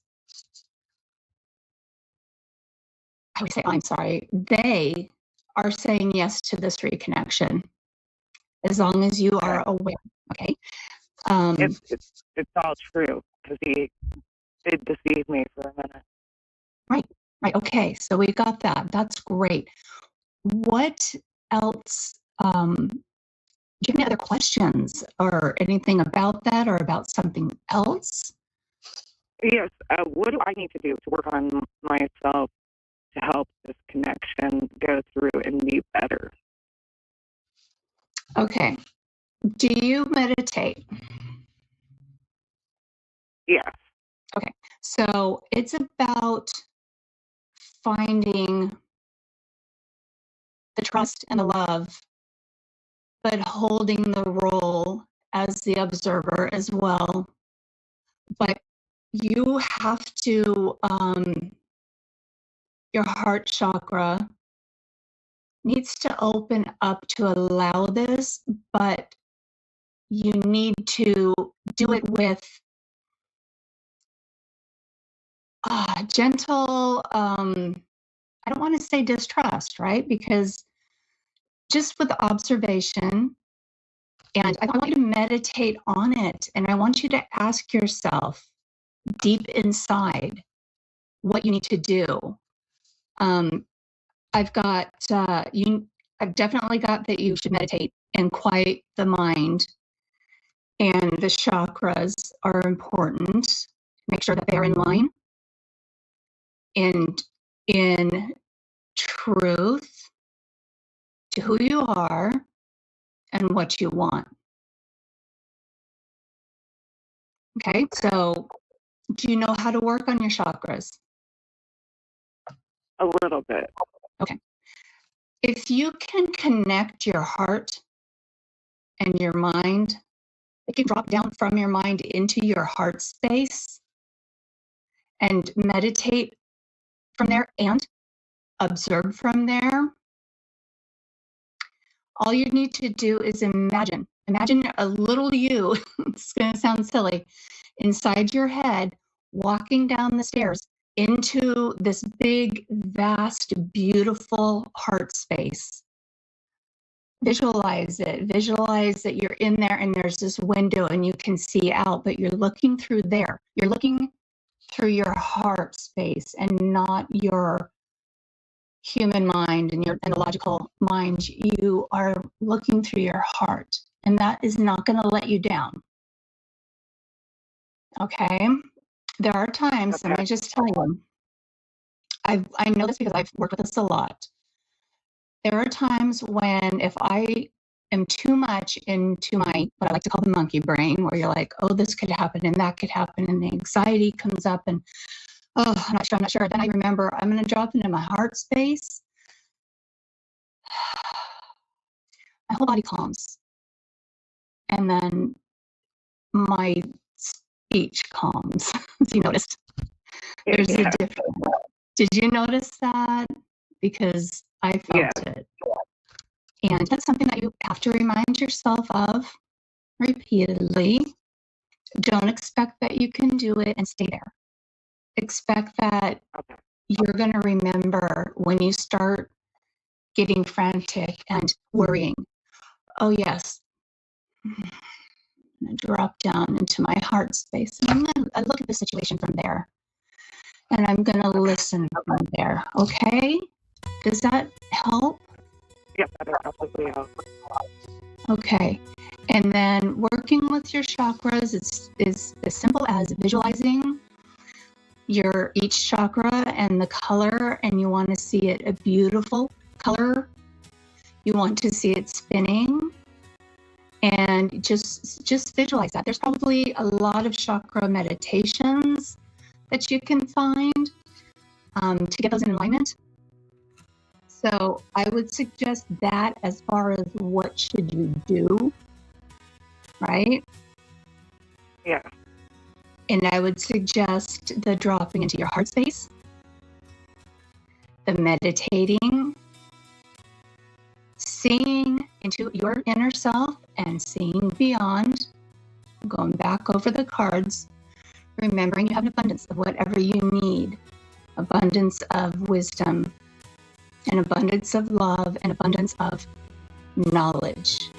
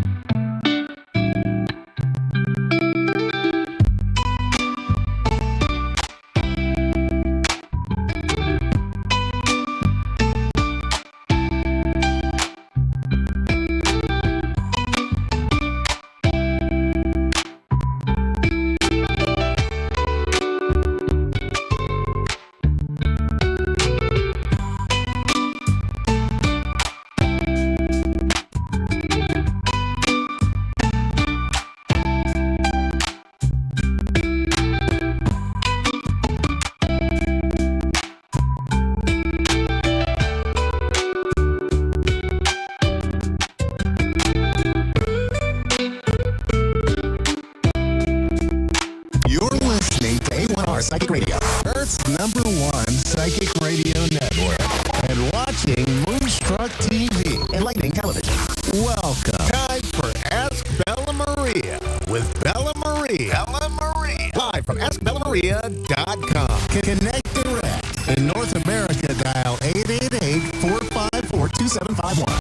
In London, 20-3519-2158. In Sydney, dial 02-8488-3147. Or online, contact us through our Facebook page, facebook.com/Psychic Radio. Our websites, AskOneRadio.com or Moonstruck.tv. This is Ask Bella Marie on A1R, the Ask One Radio Network. Thank you. Hello. This is Ask Bella Maria on A1R Radio and Moonstruck TV and Lightning TV.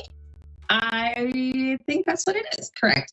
This is my second show, so I'm still getting used to everything. But I'm loving it. I'm so excited. We had a lot of views and great response from people, and I love hearing from everyone. So keep that going and ask questions.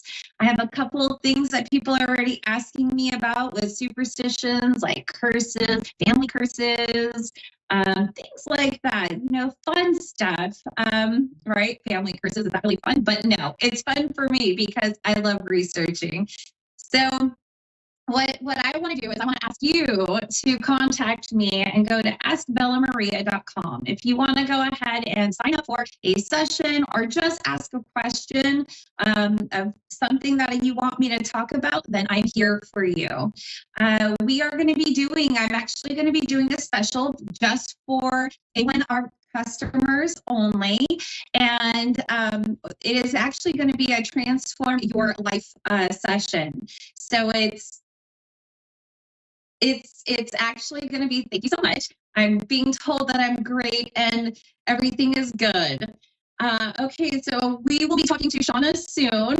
I wanted to share that I have a session. It's a 20-minute session for special at $29.99. And I'm welcoming all A1R psychic customers. This will be a tailored just for you, and I will basically guide you through your journey of life and love, of fulfillment, and I will be bringing you some clarity. So that's what we will be doing. So could I get that name one more time, please? Thank you. All right, so Shauna from Lexington, is that correct? Do what? All right, okay, perfect. So thank you so much for being here. Hello? Hello? Can you hear me? Yes, I can hear you. Okay, so can we start with your birthday? You don't have to tell me your whole birthday. You could just tell me your birthday, first month and date. April 20th, 1981.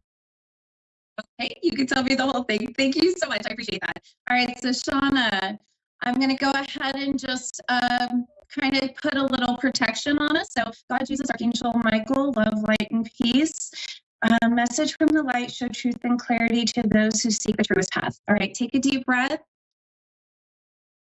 All right, okay, so what is your detailed question?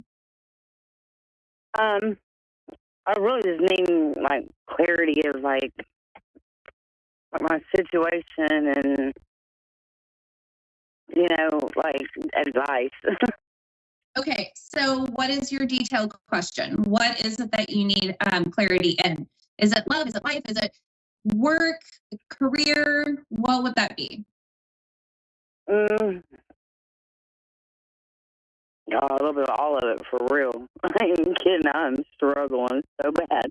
Okay. All right. Well, life. Let's start off with work. What do you need to know about work? Are you working right now? Would you like to work? What is it that you are struggling with? So I can help you and guide you. I can't. I'm wanting to. My car got vandalized, so I've not been able to work. Okay. All right. So you want to find something that you're just trying to see if you're going to be able to work and get back to work? Yeah, I'm going to get back up on my feet, basically, yeah. Okay. All right. Well, I'm seeing a couple of things. And what I'm looking at, I'm so sorry. What I'm looking at is my pendulum board. I have my pendulum here, and so I would love to have it where I can have you see it, but that's just not working out for me right now. What I would like to do is I want to see, I'm seeing 2 to 3. So I want to say you're going to have, and when I see 2 to 3, it doesn't mean the second or third month. It means that from now, it'll be going into 2.5 months where you'll actually start seeing things getting better for you. I'm seeing that you might come in with some money. You might have something either from the, you know what, I don't want to give numbers on, because sometimes legally I just can't, but I want to be able to tell you that you will be able to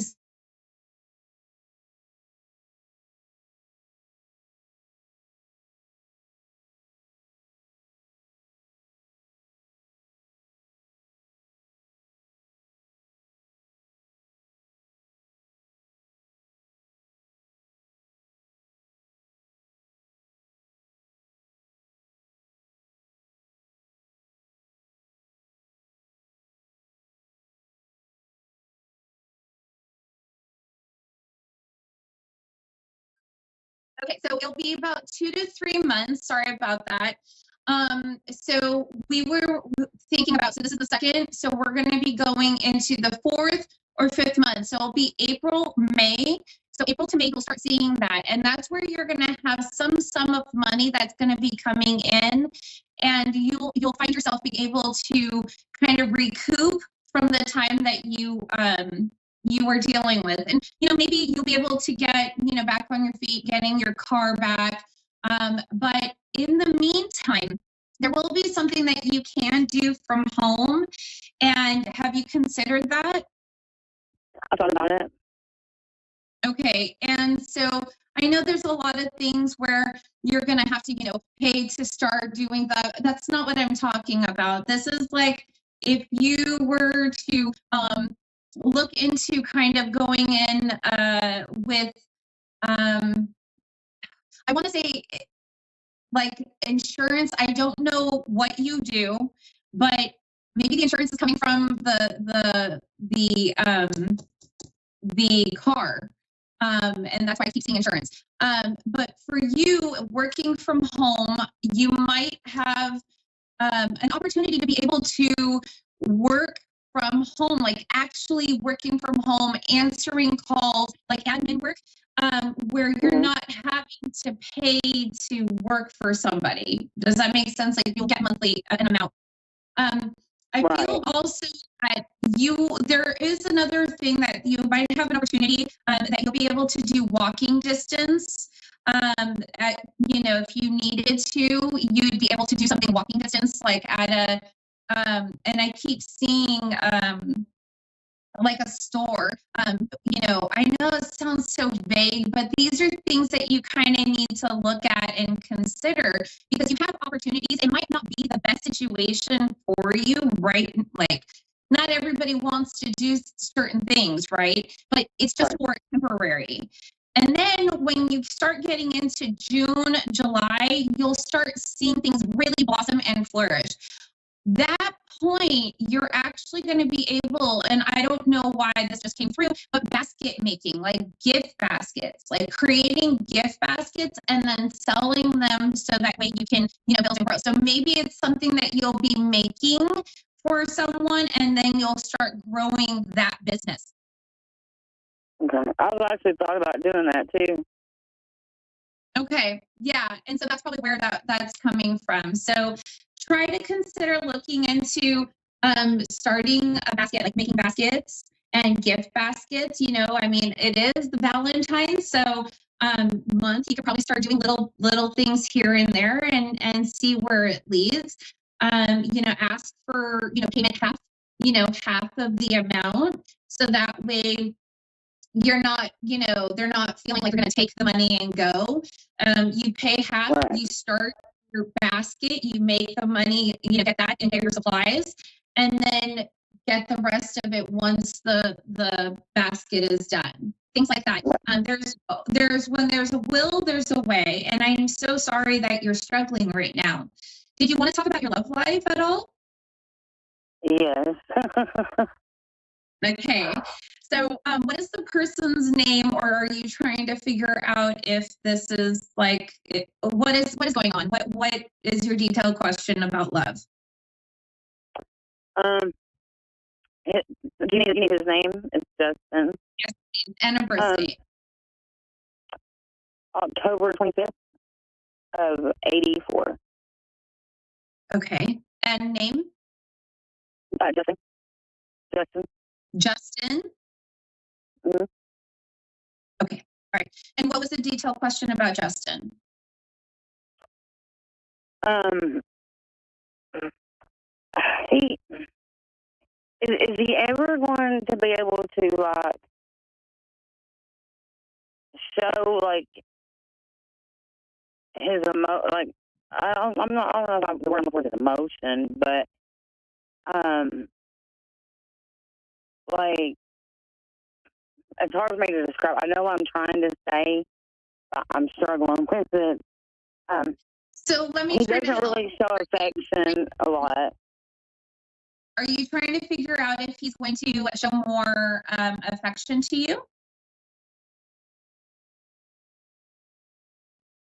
Are you trying to figure out if he wants to be with you in a romantic relationship, like long term?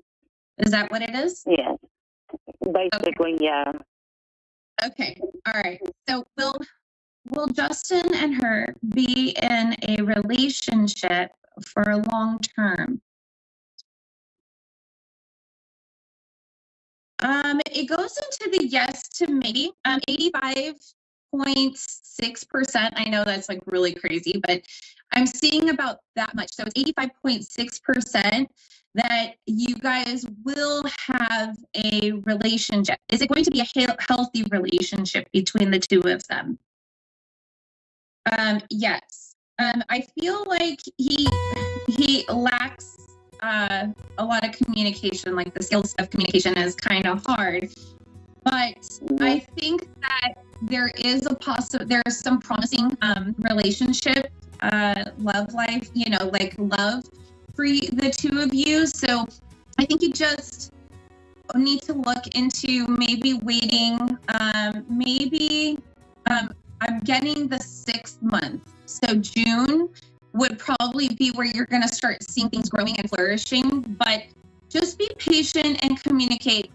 I know we are going to be cutting to a short part, 30 seconds right now. If you want, take advantage of the special that I have. We can go through a lot more in 20 minutes, and I can help you out. I know you're struggling, but I just reach out and we can kind of finalize some things and get you to a better path. But I really appreciate you being here and asking the questions, and I hope I'm giving you some just some comfort that you are going to be okay and that everything's going to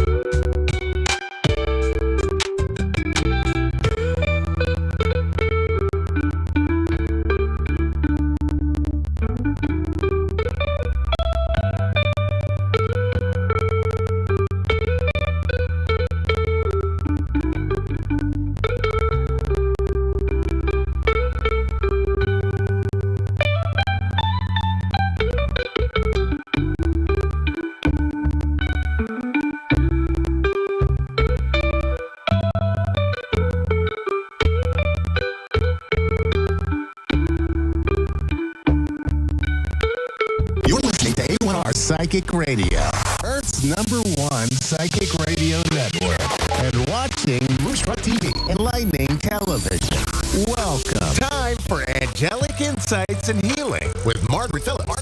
Live from AngelsAlwaysAroundUs.com. Connect direct. In North America, dial 888-454-2751. In London, 20-3519-2158. In Sydney, dial 02-8488-3147. Or online, contact us through our Facebook page, facebook.com/psychic radio. Or one of our websites, askoneradio.com or moonstruck.tv. This is Angelic Insights and Healing on A1R, the Ask One Radio Network. Hello, everybody. Happy Tuesday. I hope you are having an awesome day. For those of you who do not know, I am Margaret Phillips. I am the owner of Angels Always Around Us. I am a psychic medium, a Reiki master, a pranic energy healer, a shamanic energy healer, a life coach, and a hypnotherapist. I have lots of tools, lots of experience, lots of education to help you remove whatever stumbling blocks is keeping you from being the happy person that the universe created you to be.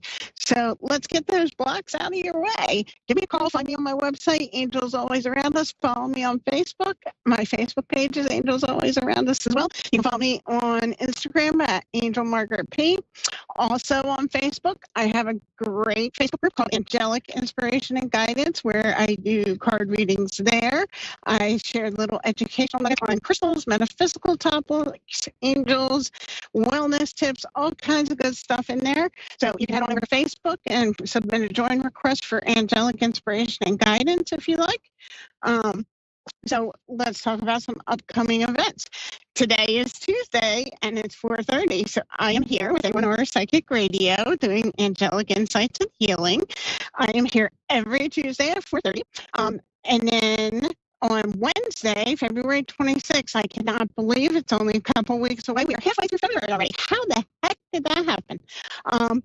So on Wednesday, February 26th from 6 to 8 p.m., we are having Access and Psychic Insights at the Delco Axe House. I will be there doing readings, psychic readings for people. My friend Lena Chiro will be there doing psychic readings for animals. You do not need to bring your animal. You can just bring a picture of your pet on your phone or in your wallet, whatever works for you. Lena is very gifted and can read your animal from its photo. And then, like I said, I will be doing readings there. And the Delco Axe House is running a special. You can throw axes for $50 for 30 minutes. And right now we have Alyssa in Brooklyn. How are you today, Alyssa? Hi, I'm Mel. How are you? I'm good, thank you. How can I help you today? So what kind of readings do you do? So I know like more or less. Sure. I read angel cards. I'm also a psychic medium, so I can connect with people on the other side if they're available. Yeah, I would love to know if there's any messages from my loved ones, more specifically my mom's side. Okay. Do you have anybody specific on your mom's side you really like to talk to, or just somebody from that particular side of the family? Whoever wants to come on through. Okay, give me a second. Let me see if anybody's available.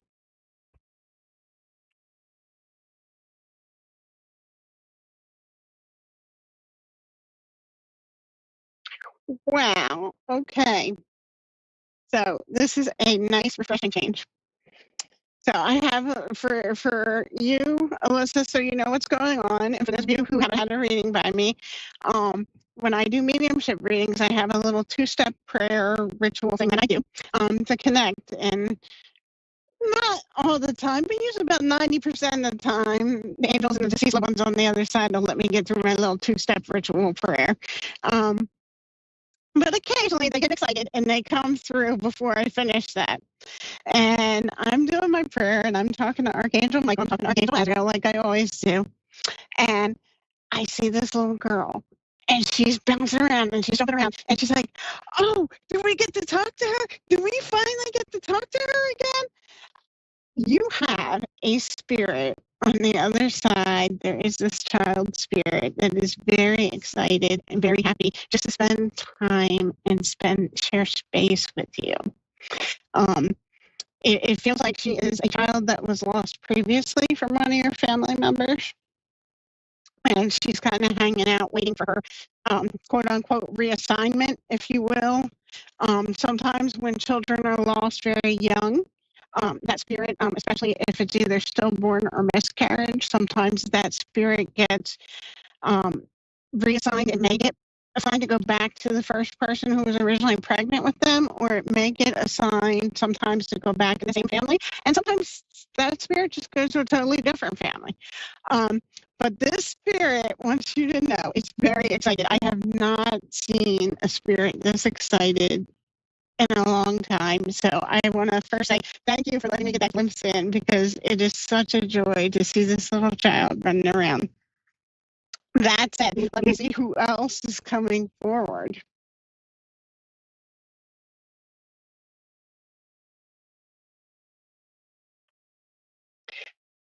Okay, so you have a couple people who are actually talking at the same time. They're echoing the same sentiment, making it a little hard to separate the voices because they're literally saying the same thing. They want you to know, they say, everybody here is so proud of you. They say they want you to know that you are handling things a lot better than they thought you would. And they said, more importantly, you are handling things better than you realize. They say they want you to know. It's funny because I hear, contrary to what we told her. they want you to know it's okay to cry. It's okay to be sad. It's okay to be angry. It's okay to have those negative emotions. That's part of life. We have to feel those feelings. But they say, again, contrary to what they told you, they want you to allow yourself to cry. They want you to allow yourself to feel these negative feelings, because they want you to be aware that once you feel these negative feelings and you process them, then you can move on and be done with them. So that's kind of where we want to be. And it can be a hard time sometimes trying to process negative stuff. But, we all have negative things we have to process. They want you to know, again, you are doing better than you think you are. They say it's okay. It's okay to cry. It's okay. It's so funny. This lady is like, tell her to scream if she has to. It's all good. So it's okay. That sounds like something my grandmother would. Yeah. Good. So it's okay. Sometimes we get the picture in our head that we always kind of have like this perfect show. Cry, scream, yell. It doesn't matter. Some religions teach that you shouldn't, yell or scream at God. But, if you're upset, the God I believe in personally, if I'm upset and I need to yell at him, he's not going to hold that against me anytime soon, because he's the one that allowed me to have the emotion of anger. So it's all good. So whatever you need to do. And the other thing is that your loved ones are telling me they want you to know, and they want you to hear this, is that they are here for you. They are always around you. And it feels like an uncle. Feels like great uncle because he's uncle-y but a little removed. So it might be either great uncle or like second great uncle. He says he will leave you shiny pennies, heads up, to remind you that not only he is there, but you have all your ancestors with you. Oh, wow. So shiny pennies, heads up, are signs from your ancestors that you are on the right path, that you're doing good, and that everything is going to be okay. And you'll see these, you might be walking around, you might be about to vacuum, find them on the floor, you might be like, get out of your car and a bunch of change there. Oh, look, there's a shiny copper penny. So keep your eye and don't go on a scavenger hunt for them. but just be mindful when things are kind of like out of their place, you know. And the other thing I'd like to tell you is, like, I think part of the reason why I was having a little bit of trouble distinguishing the two female voices I was hearing about, everybody talking about how proud they are of you, is because you have like this strong ancestral team that is moving all kinds of stuff out of your way, and they are there, and they're just kind of like, I see like 5 or 10 of them moving stuff, and they're working up a sweat, and I see like a bunch of other ones sitting over there off to the side, and they're like, we're just waiting because she doesn't need us as much as she thinks she does.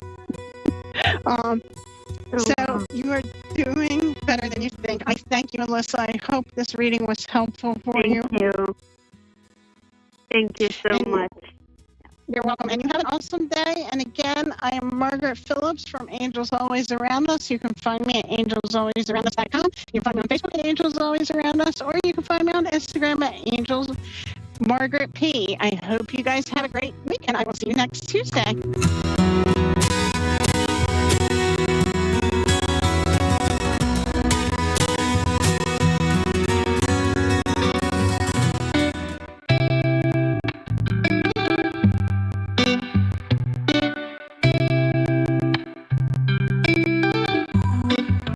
You're listening to A1R Psychic Radio, Earth's #1 psychic radio network, and watching Moonstruck TV and Lightning Television.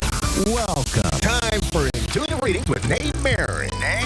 Live from intuitivereadings.com.au. Connect direct. In North America, dial 888-454-2751. In London, 203-519-2158. In Sydney, dial 02-8488-3147. Or online, contact us through our Facebook page, facebook.com/psychic radio. S1radio.com or moonstruck.tv. This is Intuitive Reading on A1R, the S1 Radio Network. Welcome to A1R Psychic Radio, and whether you're returning or you're new to the channel, welcome and thank you so much for tuning in. I'm Nave from Intuitive Readings. I'm a psychic and medium, and I help people find peace and purpose by connecting them with the spirit world. And today I wanted to offer you a little bit of a glimpse into the other side, and in particular to answer some of those harder questions around what happens when you die, and the first sort of life review process that a soul will undertake. So when we leave this physical world, our soul begins a journey back to the spirit realm. And one of the most fascinating stages of that journey is what we call life review. And so during that time, a soul will reflect on the life that it's just lived, its actions, choices, relationships, and emotions that it had, and the emotions that it's caused in others as well. So you may have heard some people that have survived sort of near-death experiences might reflect or report that they saw their whole life flash before their eyes. And that is, and that's what this life review process is that they're going through. It's not about judgment, so it is about understanding and growth. The soul takes time to process and to heal and transition fully into that spirit realm.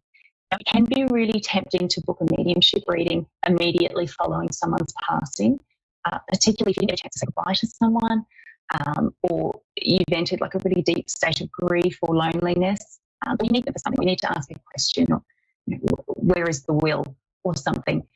But I would really discourage you from doing that. And in fact, I don't generally take clients within the first 6 months of someone's passing. And there's some good reasons for that. So the reasons, and they're all valid reasons, it's usually the connection with loved ones, and especially when they've just newly transitioned, it is very faint, especially when they're going through that life review process and transitioning, because they're still adjusting to that new state, and they mightn't have that strength to be able to, or the knowledge on how to communicate clearly. So think of it as some sort of like a settling in period for the soul. And for mediums, this connection can make it incredibly difficult to receive clear messages. I find in my own readings that I do, where I have brought someone through who's only newly transitioned, they will often come through with a buddy. So we might have dad, and dad has brought through a sibling or something like this. So they often come through together, and messages can be mixed when spirits come through together, because you might get some evidence that relates to one and then evidence that relates to another.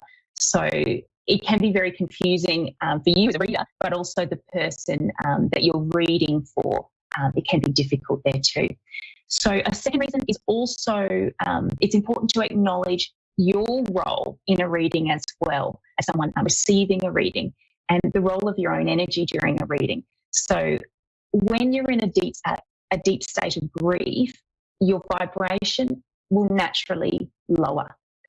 It's just part of the human experience.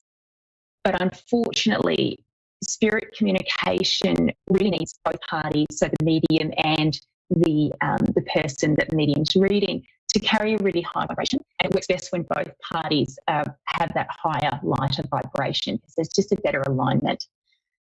So a heavy heart, it can unintentionally block or distort the connection, and it does make it harder to bring through clearer messages. So it is important to give yourself that time to process grief, because it does allow for a stronger and more uplifting reading when the moment's right. And probably the third reason I'll mention too, if you come to a reading really, really wanting one particular person to come through, you can sometimes inadvertently block and make it difficult for the medium that you're working with to bring through the souls and the messages that you actually need at that precise moment. So it is better if you can sort of enter those readings in a state of openness and just be willing to accept anything that comes through. So that's a little bit about the life review process and connecting with newly departed loved ones. I might just take to see if we've got any callers, and I've got Chelsea in Nashville, Tennessee. How are you? Hi, I'm wonderful. Thank you. How are you? I'm well, thank you. And are you looking for a bit of guidance today? Do you have a question, or can I assist you in an area of your life? I don't really have a particular question per se. I would just like to be open for any message that may come through, please. Oh, brilliant. That is the best way to be. Thank you. Let me see. I'm actually going to use my tarot cards today to see what you need to hear at this time.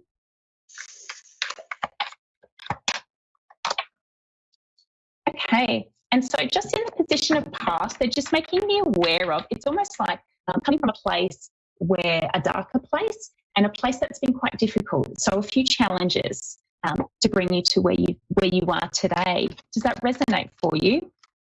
It does. Okay. And what they want you to be aware of in terms of how you can sort of move this energy now.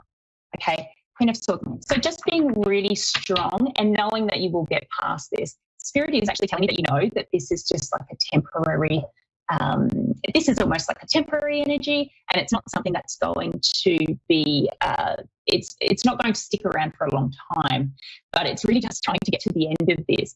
I am being made aware as well that you have some like planetary sensitivities as well. So it's almost as though, and I don't know if you noticed this, but they are bringing up the moon for you, almost as though, you know, full moons and moon movements, planetary movements do affect your energy. So I don't know if you felt as though your energy has changed significantly, particularly in the last couple of weeks, but sort of feeling good mood, off mood, good mood, off mood. But yeah, they are making me aware of that. That makes a lot of sense. Definitely with the new moon that just passed, I really noticed a big difference. So, and that was about a couple of weeks ago. That makes sense. Okay, and let me just see how you can sort of, I guess, get out of this funk, or just ensure that it's not, that you can get out of this energy sooner rather than later. Okay, and they are bringing up the Five of Wands, which for me is almost like a conflict card. So I don't know if you're sort of avoiding having conversations with people. Okay, they are making me aware of my throat as well. So I do feel as though there is something you need to be verbal about with someone. Does that make sense to you? I think so. Okay, and this is not, the Five of Wands isn't telling you to, go out with your sword and start a fight. But what it is suggesting is that you do need to stand your ground and be really strong and be really assertive in this space too. So it's not, this is not something to shy away from. But once you have sort of expressed yourself and your position, you are going to find that that there is changes in this space for you. And so things are going to sort of level out. And I do feel it happens in February, so it is quite soon. It's not something that's going to be sitting with you in the months to come. So there's nothing to be concerned about in that space, okay? Okay, thank you. Do you have any questions specifically around that situation? Otherwise, I'll draw another general card for you. No, thank you. Okay. And I'll just see what else Spirit needs you to hear at this time.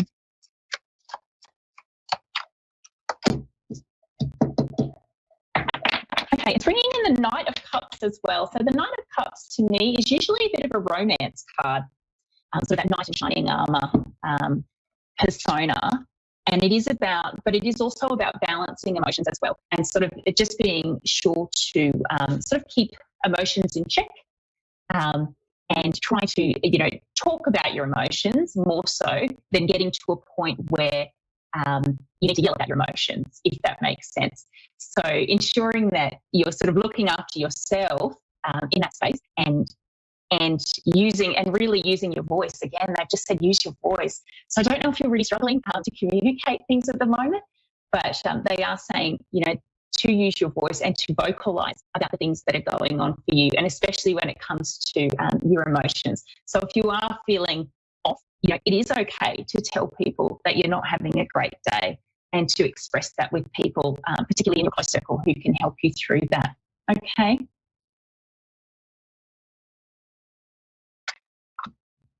All right. And so thank you so much for the privilege of allowing me to read for you today. I hope I've answered all your questions there. And thank you to all the listeners for all of your energy today. I really hope that you enjoyed that piece around the life review process and how mediums work in this space.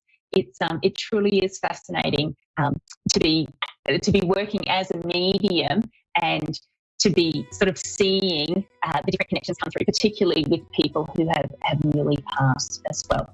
So thank you so much. If you would like to connect with me in the future, I'm Nay Mary, Intuitive Readings. You can find me on Facebook and at intuitivereadings.com.au. Thank you so much.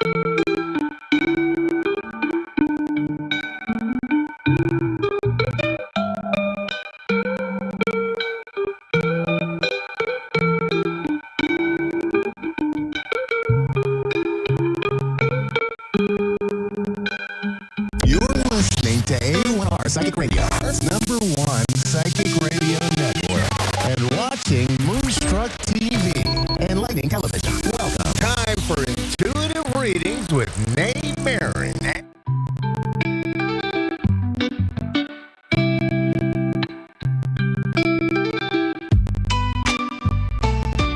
Listening to A1R Psychic Radio, Earth's #1 psychic radio network, and watching Moonstruck TV and Lightning Television.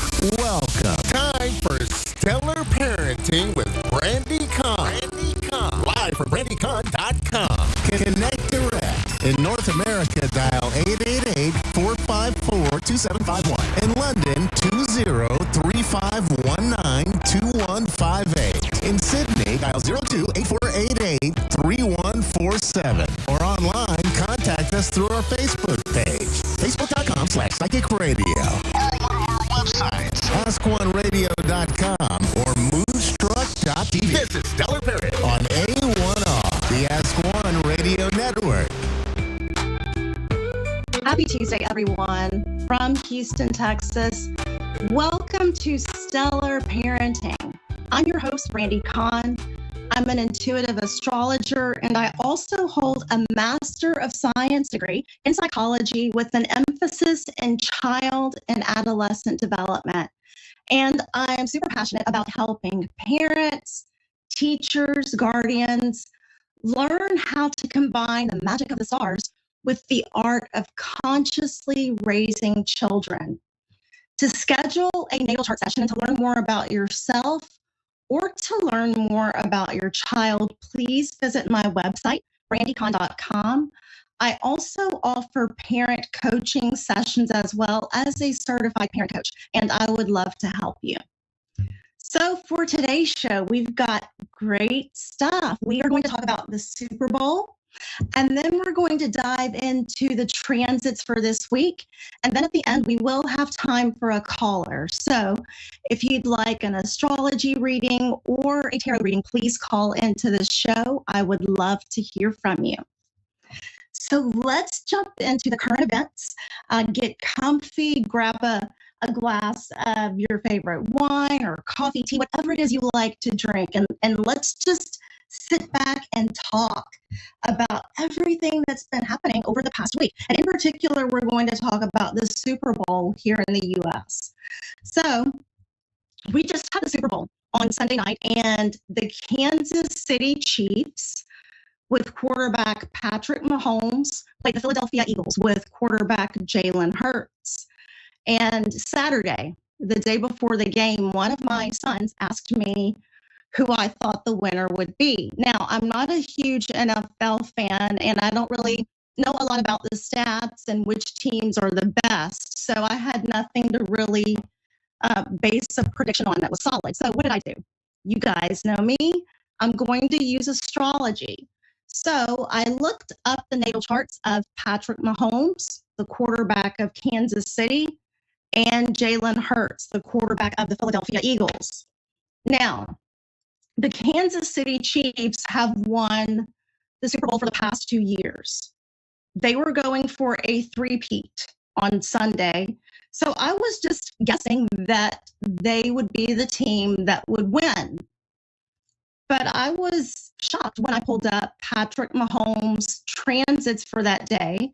And I saw that he's actually going through a Venus opposition right now. So that's when transiting Venus is opposing natal Venus, adding a little pressure. And if you remember, Venus is the planet of love, beauty, pleasure, money, right? So that in and of itself is not a deal breaker. It just, Venus is about enjoying things. It makes it a little bit harder to do our best job because we're just into relax and have fun mode. And, that could have been for Patrick Mahomes or the people around him that he was working with. Okay. Like I said, not in and of itself a deal breaker, but what I did see that concerned me was his natal Chiron was being triggered by transiting Venus. So Chiron is an asteroid in the natal chart. It shows where we have a little bit of vulnerability, a little bit of pain, some healing to do. And his natal Chiron, that asteroid, was being activated and triggered on Sunday. So it didn't look great. It looked like it was going to be a little bit touch and go for him, anyway, just dealing with that energy. Now, on the other hand, when I pulled up the transits for Jalen Hurts, wow. He had his natal Jupiter. Now, remember, Jupiter is the planet of growth, abundance, good luck, good fortune, opportunities.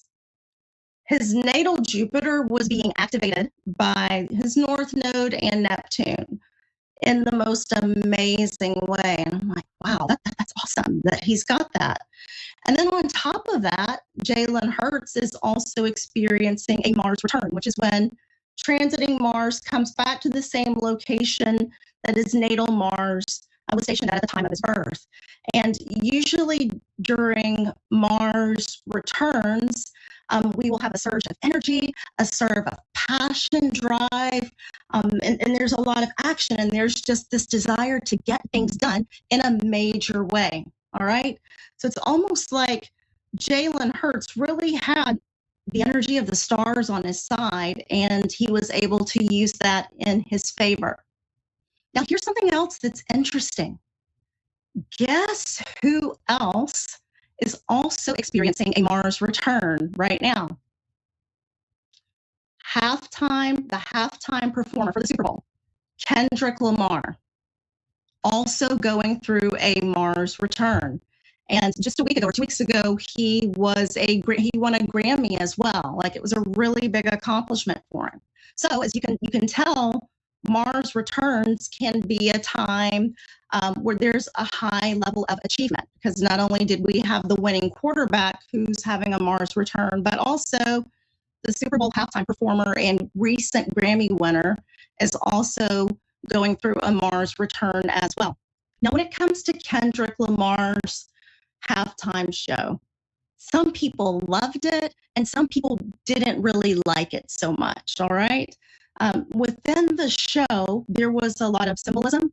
There was a lot of hidden meaning about issues that African Americans face on a daily basis in the United States, okay? So there was a deeper meaning to almost every aspect of his performance. And at the beginning of the performance, I was blown away. This was what Kendrick Lamar said right at the beginning of his performance. The revolution is about to be televised. You picked the right time, but the wrong guy. That's literally what he said at the beginning. And right when he said that, I'm like, okay, yeah, this guy is different. There's something different about him. So you guys know what I did, right? I went and looked at his natal chart, and there were no surprises there because Kendrick Lamar has his natal sun opposing his natal Uranus. Now, we've talked about Uranus quite a bit on this program. That's the planet of shocks, surprises, freedom, change, awakenings, breakthroughs, revolution, right? So people with Sun and Uranus in aspect to each other in the natal chart in some ways tend to be revolutionaries. I mean, and that's exactly what he said at the beginning of the show. So I was blown away by the connection between his words and the astrology of his natal chart. So people with Sun Uranus placements tend to be change agents that shake things up in a really major way. They're very independent. They are not here to conform to anyone else's expectations, and they bring attention to things that need to be changed.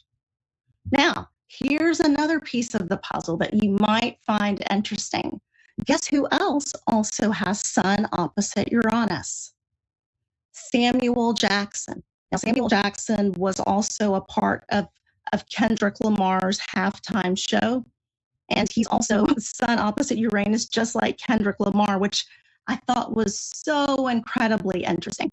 So parents, I would recommend and advise, find out if your child has either Sun or Moon in aspect to Uranus in their natal chart. If so, then your child is really here to do something different. They're here to take a different approach. They are going to think outside of the box. and they are not here to conform to anyone else's expectations. And that can actually be a difficult natal aspect, and they might need a lot of support just feeling as if they belong, okay, like they belong here in the world. So they're here to do something extraordinary. So take note of your child's chart and find out if they have Sun in aspect to Uranus or Moon in aspect to Uranus. One other thing before we hop off of this, Kendrick Lamar mentioned the word revolution. And if you've been listening to my show for the last few weeks, you'll know that revolution is one of the themes of, drumroll, Pluto in Aquarius. Okay, Pluto in the sign of Aquarius. Pluto went into Aquarius November 19th and will be there for the next 20 years. So we keep hearing these themes. People are throwing around the word revolution quite a bit recently, and it always makes me think of Pluto in the sign of Aquarius. All right, so now we will jump into our transits for this week. Yesterday, Monday, February 10th, you may still be feeling this transit. We had Mercury, 23 degrees of Aquarius, squaring Uranus, 23 degrees of Taurus. So this transit is all about thinking about things in a different way or speaking about things in a different way. And, you know, yesterday, even today, even tomorrow, you still may be feeling it. You might feel drawn to speak your truth very suddenly and very courageously. And if you are a parent of a child with planets or angles around 23 degrees of Taurus, Leo, Scorpio, or Aquarius, please keep this transit in mind this week. I've already had my youngest earlier today just spoke his mind about something out of the blue in a way that was very uncharacteristic for him. But I know that this transit was triggering his natal chart, so I understood where he was coming from. And I was actually quite proud of him. So, you know, during this transit, maybe if your child is also being affected, they might have a hard time finding their words or saying what they want to say in a respectful way. So in those difficult moments, just teach them how to use the energy of this transit constructively and to express themselves in a balanced and respectful way rather than destructively. Now for today, February 11th. We have Sun, 23 degrees of Aquarius, squaring, again, Uranus, 23 degrees of Taurus. This is not an easy transit, and I know this because I have this aspect in my natal chart. And one of my most difficult life lessons has been about learning how to embrace my own uniqueness without needing the approval of other people. Okay, that's a lesson with Sun square Uranus. Also, like we were speaking about Kendrick Lamar earlier, Sun opposite Uranus. That's also a lesson with that aspect as well. So with Sun squaring Uranus, this is an unpredictable transit, ladies and gentlemen, okay? And it can be very unpredictable on a personal level as well as on the level of world events or current events. All right. So when I feel into this duo, when I feel into the energy of Sun Uranus, the best way that I can describe this is it's really about being comfortable in your own skin and leaning more into your uniqueness, into what makes you different, what makes you special. Even when others demand that you should conform to their expectations of how they think you should be. But this transit is not a time for anyone to conform. This transit is all about meeting that uncomfortable feeling of being different, of being unique, yet knowing that you're not here to make other people happy. You are here to live in alignment with your higher self, with your highest truth. And you cannot do that if you are living to make other people happy. Okay? You are here to stand firm in who you are. So please remember this week as we've got Sun square Uranus. Things might feel a little bit unpredictable, especially if your natal planets are being triggered and you might feel drawn or the need to conform. And I would just tell you to follow your alignment with who you're meant to be. Okay, and don't feel as if you have to conform to the expectations of other people. Keep this in mind for your children as well. Tomorrow, February 12th. Now, this is huge. We will have a full moon at 24 degrees of the fire sign of Leo. And this is not a full moon to take lightly, okay? It also has a strong element of unpredictability. Because guess what? This full moon will be squaring a planet. And I'm sure you can guess which planet. Drum roll, please. Uranus, okay? There we go. Now remember, Uranus is the planet of change, freedom, shocks, surprises, awakenings, breakthroughs, and revolution. So with this full moon takes place tomorrow, you're probably already feeling the energy. I want you to expect the unexpected.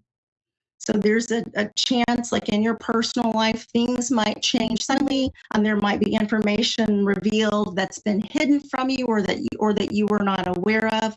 Things, just might feel like they've been shaken up on some level. Okay, so this is on a personal level and with world events as well, because Leo is the sign of leadership. Okay, and we might see developments with world leaders or regarding world leaders. And since this is all happening in a fire sign, things might feel really, really dramatic. Okay? And this is especially true for people with planets or angles around 24 degrees of the fixed signs. And the fixed signs are Taurus, Leo, Scorpio, and Aquarius. So we're talking like anywhere, I'd say, a few degrees before, a few degrees after. Please check your chart. This is a very, very turbulent full moon. And you would serve yourself if you had some type of awareness as to how this is affecting you and where it's showing up in your chart and which area of your life might experience some surprises or changes. So check your chart so that you'll know. And once again, also check your child's chart so that you can support them during this time. Let's say you've got a preteen, adolescent, teenager, college student, and something changes for them, something changes in their life, or there's something big that happens. Then you will be better able to support them through this process. And this full moon is not just coming to shake things up as punishment. Usually when we have change, it's because we are heading towards something that's better aligned with who we are, or better aligned with where we are heading in life. So always look at it or think about it in that way. Friday, February 14th, Valentine's Day here in the U.S., we will have Mercury moving out of the sign of Aquarius, out of the air sign of Aquarius, and into the gentle water intuitive sign of Pisces. Okay? So when I tune into the energy, just intuitively, of Mercury and Pisces, Mercury and Pisces feels very relaxed. And he's very dreamy, and he's not worried about facts and figures and data, okay? Pisces is a water sign. Pisces tends to be very spiritually connected. Pisces is all about compassion and empathy. So this is where Mercury is heading when he's in the sign of Pisces. He really likes to visualize an ideal society where love, empathy, and compassion are the basis for everything. And this Mercury really wants to connect on an energetic level with those around him. And Mercury and Pisces also was really inspired when it comes to art, when it comes to music, and when it comes to photography, okay? So just remember that Mercury in Pisces is very tuned into his feelings, and he's tuned into the feelings of others. But it can be really hard. Remember, Mercury is the planet of communication, but when we put him in the waters of Pisces, sometimes it's hard for him to communicate how he feels or what he's thinking because it's not always clear in the water sign of Pisces. So Mercury in Pisces really benefits from turning inside, turning his attention inward, and listening to his intuition. Now, the lower side of expression with Mercury and Pisces is really, he kind of wants to just escape this world and go into a fantasy land or a dream world. And he can do that through excessive screen use, being on the phone, social media a lot, TV, YouTube, iPad, all of those things. Also, overconsumption of food, of drink, sleeping, too much shopping, all of these things that can really numb how we're feeling have to do with Mercury and Pisces. Mercury and Pisces might also be afraid to speak his truth. It's a little bit easy for him to distort the truth at times. So if you've got a child that will be affected by this placement, just be really supportive of them over the next few weeks as they're figuring out how to express themselves and how to express themselves in a truthful way. Okay, so that's all for the transits for this week. We have time for our caller. We have Kim from Massachusetts. Hi, Kim. Hi there. How are you? I could be better, but I'm okay. Thank you. Okay, good, good. Would you like tarot or astrology today? I'll take tarot. Okay, let's do tarot. And would you just like a general spread?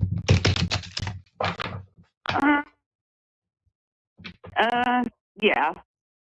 Okay. Okay. So let's see what's going on, Kim. I'm going to connect with you, connecting with my guides here. We just want to know what's going on. What does Kim need to know that will serve her highest good? Okay. Let's see. Let's see. One more. All right, Kim, I'm going to shuffle and I want you to tell me when to stop, please. Okay? Okay.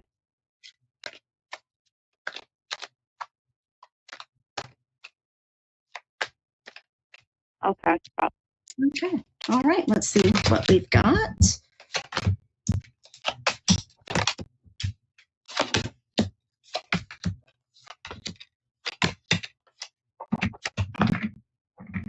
Okay.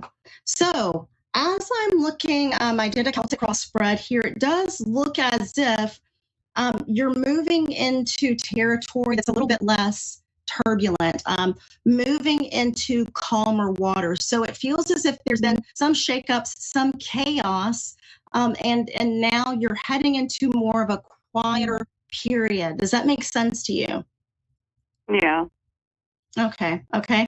But the challenge here is I know that we have the magician card. So it feels as if as I'm coming out of this chaotic situation and I'm heading into calmer waters, I kind of feel at times as if maybe I don't really have the power to manifest what I want, or I'm afraid of not getting exactly what I want. Does that make sense to you? Yeah. Okay. Okay. And I love your spread. Actually, over the next 2 weeks, you have the 9 of Cups. Now, the 9 of Cups is one of my favorite cards in the whole deck because it's all about wishes being granted. Okay? So there's this whole feeling of wishes being granted, things becoming a little lighter for you, things becoming a little easier. Now, within the next month, we do have the Justice card here. So if you feel as if you have been mistreated in any way, someone was unfair to you, or if there are legal proceedings, I feel that actually things will shift favorably in your way. Does that make sense? I hope so. Okay. Okay. What I love is you've got the hope, and you've got the card of hope and healing, which is the Star, as your personal power card. So right now, the Star, this is another card. It's funny. It's mirroring the 6 of Swords that I have here. It's all about going into healing, going into a better place after really going through a lot of difficulty, a lot of obstacles and challenges within your life. Okay, so I've got 2 cards here that show, hey, I'm coming out of something that's been really difficult, but things are going to get better for me. Does that make sense? Yeah, I hope so. Yeah. Now, I do have here a card, the Five of Swords. And the Five of Swords is all about conflict or disagreement with other people. And usually this tends to be like verbal conflict or verbal disagreement with either someone else or a group of people. Does that make sense for you? Yeah. Okay. Because that's the card that that's coming right now. It's right here, just as I'm looking at your deck. And so I know as you're moving into a better time for yourself, where things are going to feel a little bit lighter, there's still a chance, I feel, that there could be disagreement with other people or from other people. Does that make sense to you, Kim? Yeah. Okay. And what I want you to remember is the outcome card. We've got the Knight of Swords, and I always get the Knight of Swords whenever someone needs to stand their ground, someone needs to speak up for themselves, someone needs to assert themselves. Does that make sense? Yeah. Okay. And that's what I would encourage you to do. So just as I'm feeling into the energy now, I know things have been difficult. It feels as if they're getting better. Another obstacle or challenge may come up from someone else. But what you're being asked to do is to stand in your strength, to speak up for yourself, to speak your mind and your perspective and not shrink back. Okay? Okay? I am. All right. Okay, good. Well, we are almost out of time, but thank you so much for calling in today. And I really hope things get really a lot better for you over the next few weeks. Okay, Kim? Yes, thank you. I just wanted to say I lost my son 7 years ago today. And it's been a bit of a... I feel in my heart, and I know in my heart that something went wrong at the facility he was staying in. Oh, wow. I'm so sorry to hear that, Kim. My heart goes out to you, and I do feel the energy of your son here. I feel him here, and he's sending love to you. I only have a few seconds left. I wish I could have spent a little bit more with you on that, but I'm so sorry about your loss. Okay, thank you so much. Thank you, Kim. And thank you all for joining us. Thanks for joining me this week. And remember, the stars guide us, but in the end, we shape our destiny. Have a great week.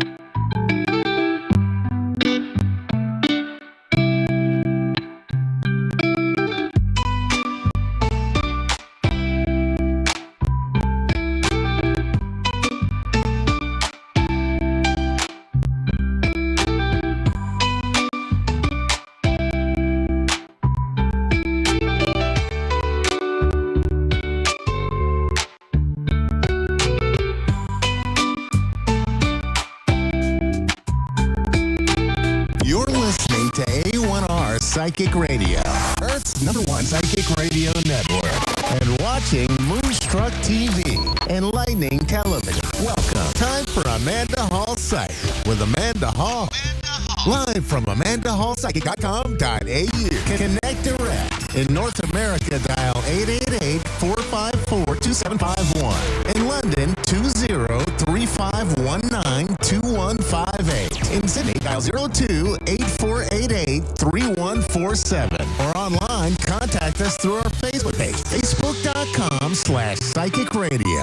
Or one of our websites, askoneradio.com or moonstruck.tv. This is Amanda Hall Psych on A1R, the Ask One Radio Network.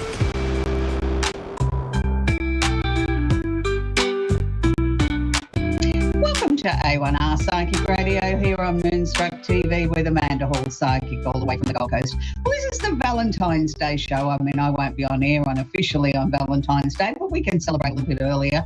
And a lot of people sort of ask, you know, what to buy, what not to buy. Look, I think the most important thing is be present. You know, the best present you can give your betrothed, your loved one, is you being there and being fully focused and being, you know, focusing all your attention on them, you know, making them feel special and important. It's not always about the most expensive gift or the biggest bunch of red roses or whatever the case may be. Sometimes it's just your time is all that people are looking for. And that's what makes them feel special and important.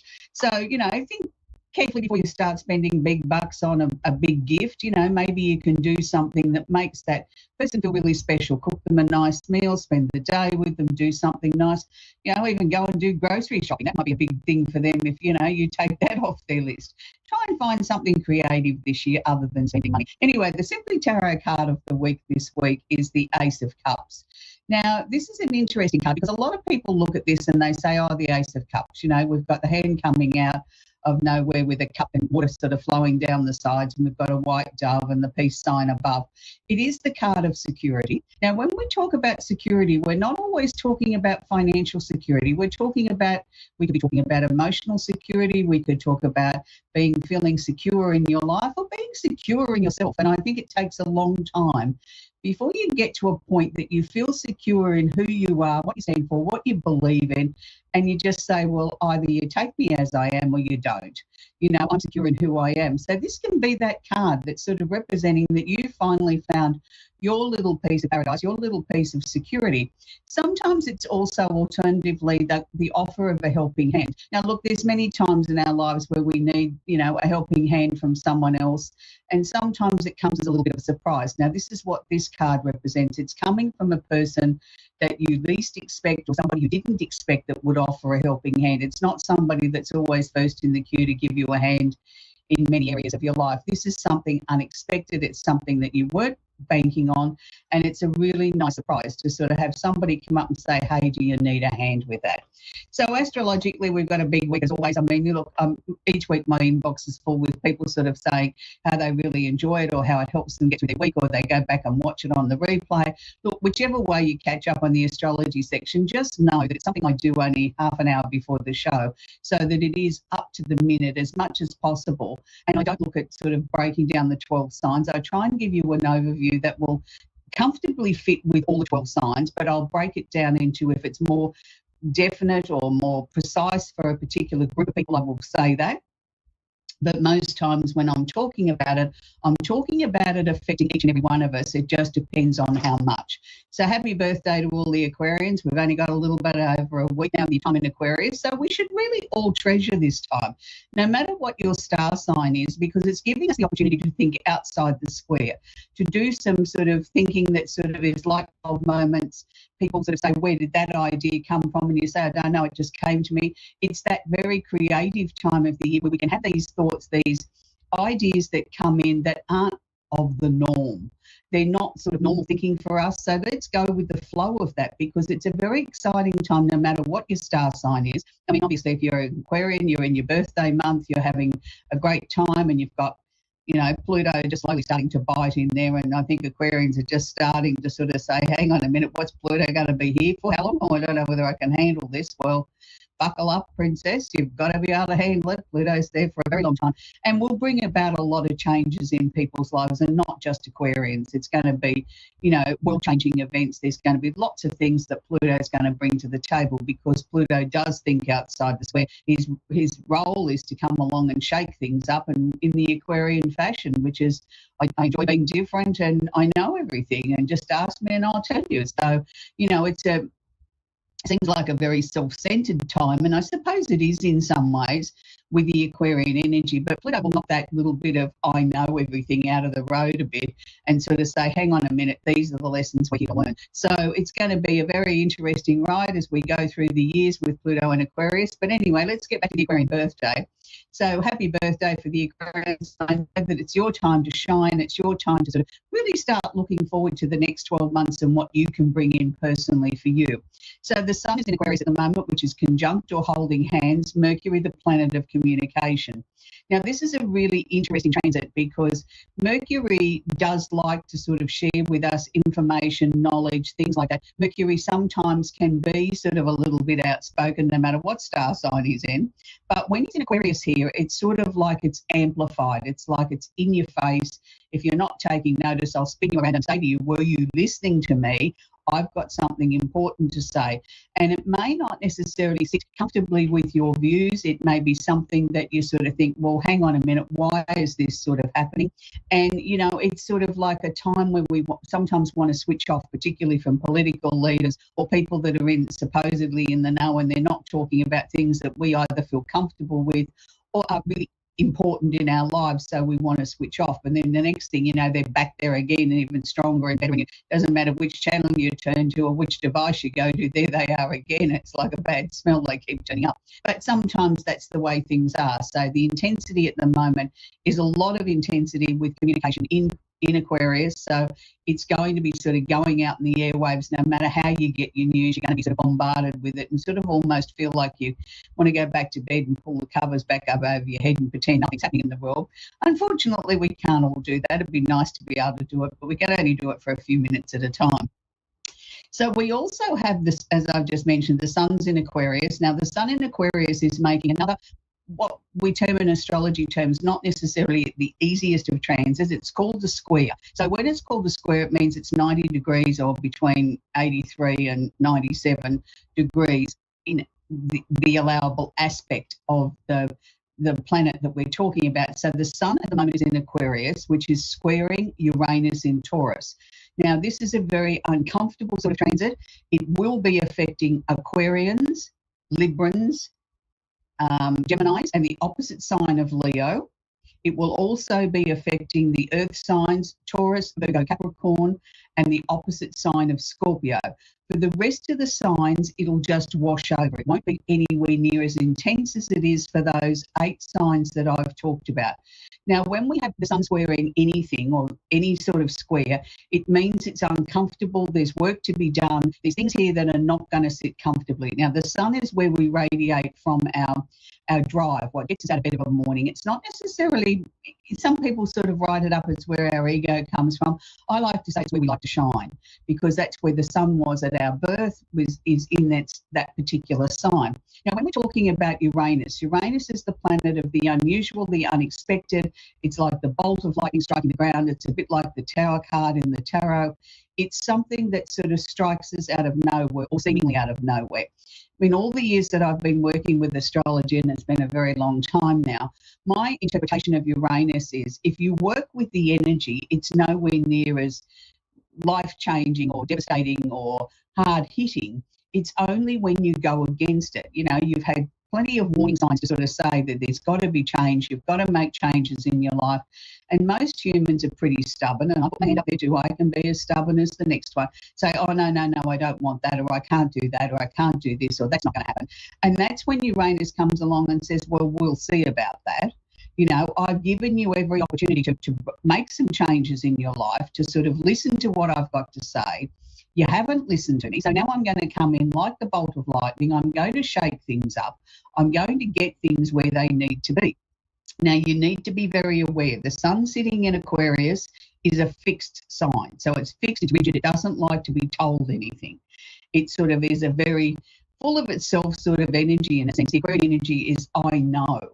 And a lot of Aquarians come across as being sort of basically emotionless. They're not sort of wearing their heart on their sleeve. They're internalising it. Yes, they do get emotional like every other person. They just don't show it. It's more in the pit of their stomach or in their head than it is to sort of really sort of show that they've got any sort of emotions. If they have them on the inside in their tummy, they internalise them and pretend they're not there. It's more going on in their head.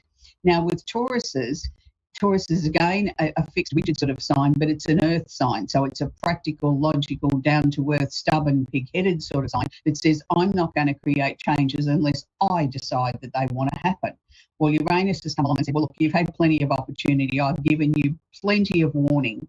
in the last 6 to 8 months when I was retrograde to sort of make adjustments, to make changes to things in your life that I was showing you very clearly need to be addressed. Now, if you haven't addressed those, that's when this square is going to become very difficult, because there will be that bolt of lightning out of the clear blue sky, an accident, a tragedy, and something that changes, something that you weren't expecting or didn't want to happen doesn't seem very pleasant to begin with.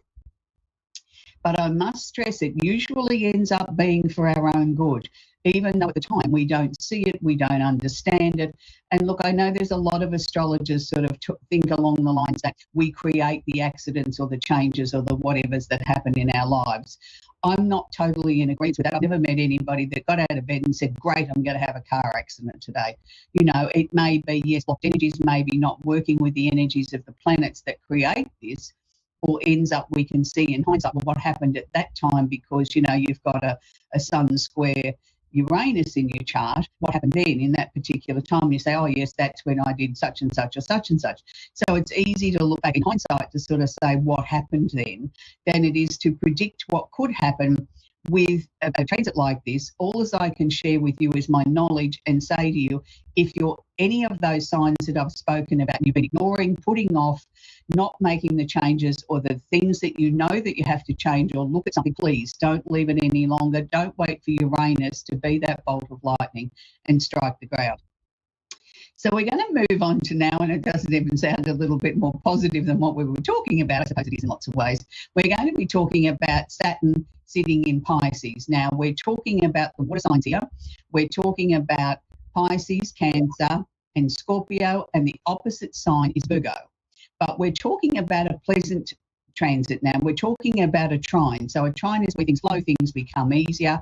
And we're talking about Mars in Cancer. So these are both in water signs. So we're still talking about the same water signs, but we're also going to bring in the opposite sign of Capricorn now with the Mars side of things. So Saturn here is the planet of discipline. He's asking us to sort of really sort of try and structure things, to be sort of, you know, positive about what we're doing, but do it in a methodical, organised sort of way. And he's giving us the structure to be able to do so with the trine here going to Mars. Now, Mars is the planet of action. This is the one that makes us get out of bed of a morning. This is where our ego, our drive comes from. And sometimes Mars can go a little bit out of control. Now, let me assure you, Mars does not feel comfortable sitting in Cancer, because Mars is full of energy, full of gusto and robust sort of energy, and, you know, me first and let's go and all these sort of things. And Cancer is a little bit more timid. I'm not saying less strong. I'm saying a little bit more timid, likes to do things in an understated sort of way. Let's do it sort of slowly and gently. So there's a little bit of a power struggle going on there with Mars in Cancer. But it's an interesting time, because those signs that I've spoken about, and it washes over to the rest of us, you know, in a more gentle sort of way. It's a time to get the, you know, the structure in your life out there. The creative energies are happening. You've got openings and opportunities that can come in many, many different ways, and you've got to get motivated. You've got to be able to go out there and sort of put your ego out front and centre and sort of do it in a way that it's gentle and caring and sort of not bombastic, but you're getting people to listen and sort of take notice of what you're trying to do. This is a very, very, very powerful transit. So if you are a Pisces, this is the time when you can make the most impact. People are really listening. People are sort of soaking up your knowledge, your wisdom, and sort of trying to apply it to their own lives. So it's a really important time for Pisces here. It's almost like you're a little bit of a leader here, a little bit of a guru, where people are soaking up what you've got to say, and they're sort of looking to you to some sort of guidance and some sort of leadership. So it's really interesting that how things are sort of going on. We've got Neptune also conjunct the North Node in Pisces. So Neptune is the planet that rules Pisces, which is the creative sort of side of things. The North Node is showing us the way forward, and it's still in Pisces, so it's affecting those water signs and the opposite sign of Virgo. It's conjunct or holding hands with Venus in Aries. Now, the reasons why I'm bringing this in is because anybody, and it doesn't matter what your star sign is, if you're searching for love on Valentine's Day, you need to be aware that you need to be going to sort of somewhere creative, whether it's, you know, somewhere that's musical or to the theatre or going for a walk in the park or going for something like that. It's not the time where you're sort of looking at very selfish, self-centered sort of things.